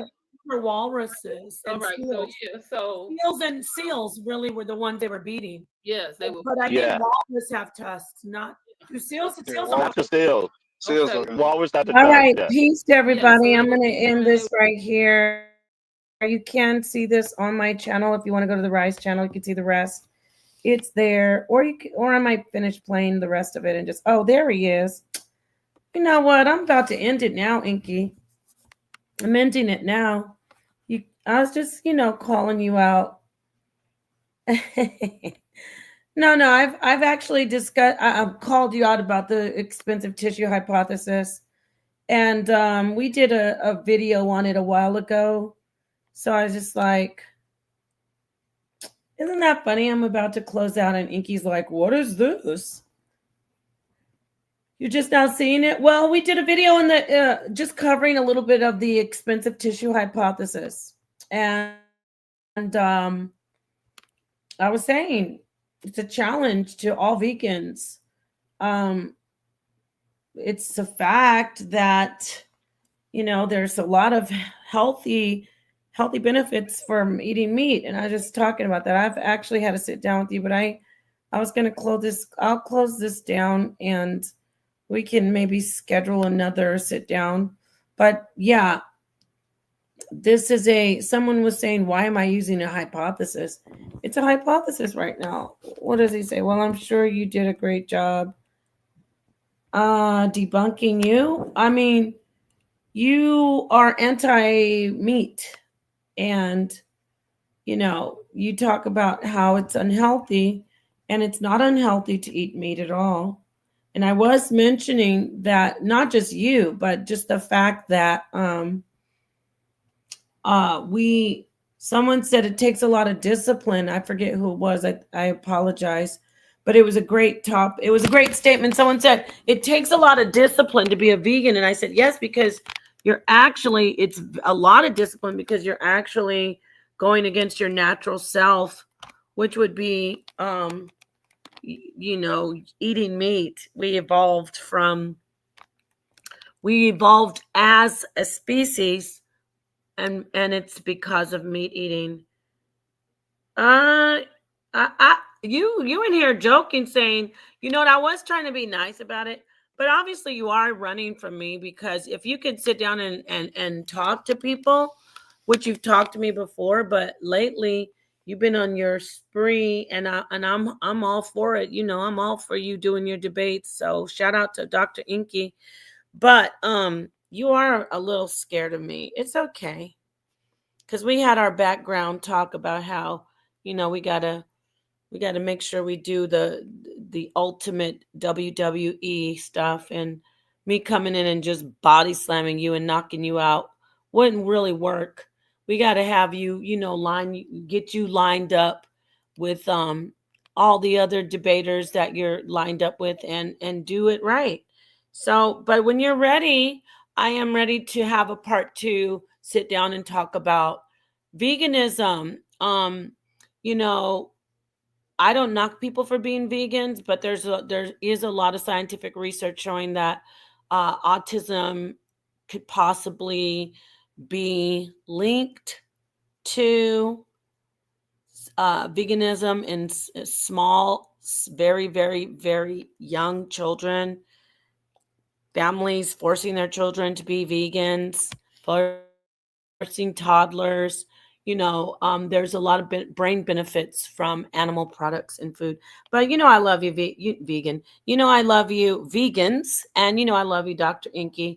But yeah, in toddlers that are being forced to be vegans by their parents, yeah, there could be a lot of we can look at the research and see that a lot of children are malnourished as toddlers with people who are giving them strictly vegan diets, like infants being like fed certain milk that is plant-based. A highly restricted plant-based diet is extremely unhealthy for a developmental brain. Get me on record saying that. I don't want no smoke. No, you don't want the smoke. Of course not. You don't want that. Yeah, you don't want the smoke. So just be in the chat and enjoy this. But it is a fact. We can get the research showing. In fact, let me grab just an article. I like to just go in a grab bag and just pull, because there's a plethora of information about that. So let's see. Malnourished infants. Let's get that. And veganism. Link to veganism and malnourishment in developmental minds, and not minds, developmental brains, which is interesting because I was talking about consciousness. Malnourishment is linked to let me get it just a second. Malnourishment is linked to brain underdevelopment of brains. So let's see here. Risks and benefits of vegan and vegetarian diets. Cambridge University. Let me get down to the risks. Of course, it's safe and nutritious. Yes. Due to their high requirements for growth and development and limited intake capacity, young children are often reported as having inadequate nutritional intake and status. This is when it comes to veganism. Let me go ahead and quickly share this part, and then I'm going to close out. Source up, right? This is just there's risks and benefits due to, let me get it. Wait.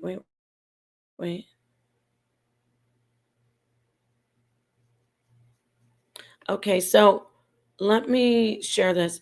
Now, remember, Dr. Enqi, you're saying that having a meat diet is detrimental to our health. It's bad for us. I don't say veganism is detrimental to your health, bad. However, if I compare it, everything has, just like eating too much meat or doing too much of anything is detrimental. If you don't have the right diet, let me get this. Where is it? If you don't do the right type of vegan diet, especially if you're giving developmental minds, toddlers, infants and toddlers, just vegan diets, it can be detrimental. So let me see. Due to their high requirements for growth and development, this is talking about the developing mind of the infant and the toddler. Young children are often reported as having inadequate nutritional intakes and status. A longitudinal study among 39 young vegan children published in 1980s showed that provided sufficient care is taken, a vegan diet can meet the nutritional requirements, right? Let's keep reading. Of preschool child. The study concluded that there are adequate and inadequate vegan diets. Inadequate vegan diets. Malnutrition can arise. Hear this, Enqi? Because of ignorance and misinformation. Several people like you, Enqi, are radical about veganism, and therefore they do not include any animal products in their children's food when they're doing a vegan diet. Okay? When you're doing, Sanders also pointed out that the widespread publicity of individual case studies of malnutrition on diets labeled as vegan can lead to, quote, many health professionals to condemn vegan diets as being nutritionally inadequate. The risk of harm to young children of restrictive diets is very real, Enqi, and there are multiple case histories in the modern literature of failure to thrive. These are vegan diets, nutritional rickets, and severe developmental delays. Enqi, these severe developmental delays caused by inappropriate vegan diets. Most cases are attributable to inaccurate information or mistrust of the medical profession, causing a failure to provide adequate nutrition. I'm going to keep this paper and read the rest later. But yeah, so like I said, veganism has been linked to underdeveloped brains and autism because most vegans will not give their children any animal products, and they don't know how to do that when it comes to infants and toddlers and young children. It's not the same as an adult, a 30 or 40 or 50-year-old person saying, hey, I don't want to eat meat now. So with that said, you can chew on that, no pun intended. Peace, everybody. Peace and love. And we will talk again soon. Let me see what Real Solid said. When my grandchild comes over my house, they're not allowed to eat meat, and they love it. See, this is one of the people. I love you, Real Solid 77, but this is who I'm talking about. And my children don't have a problem with it. Well, good thing you're not doing that with infants. I'm sure you didn't do it with them as infants or toddlers. I'm hoping, because then you would see that they would fit in that category of having, unfortunately, possible malnutrition. Okay, so with that said, peace and love. Peace to you and your grandchildren and your family.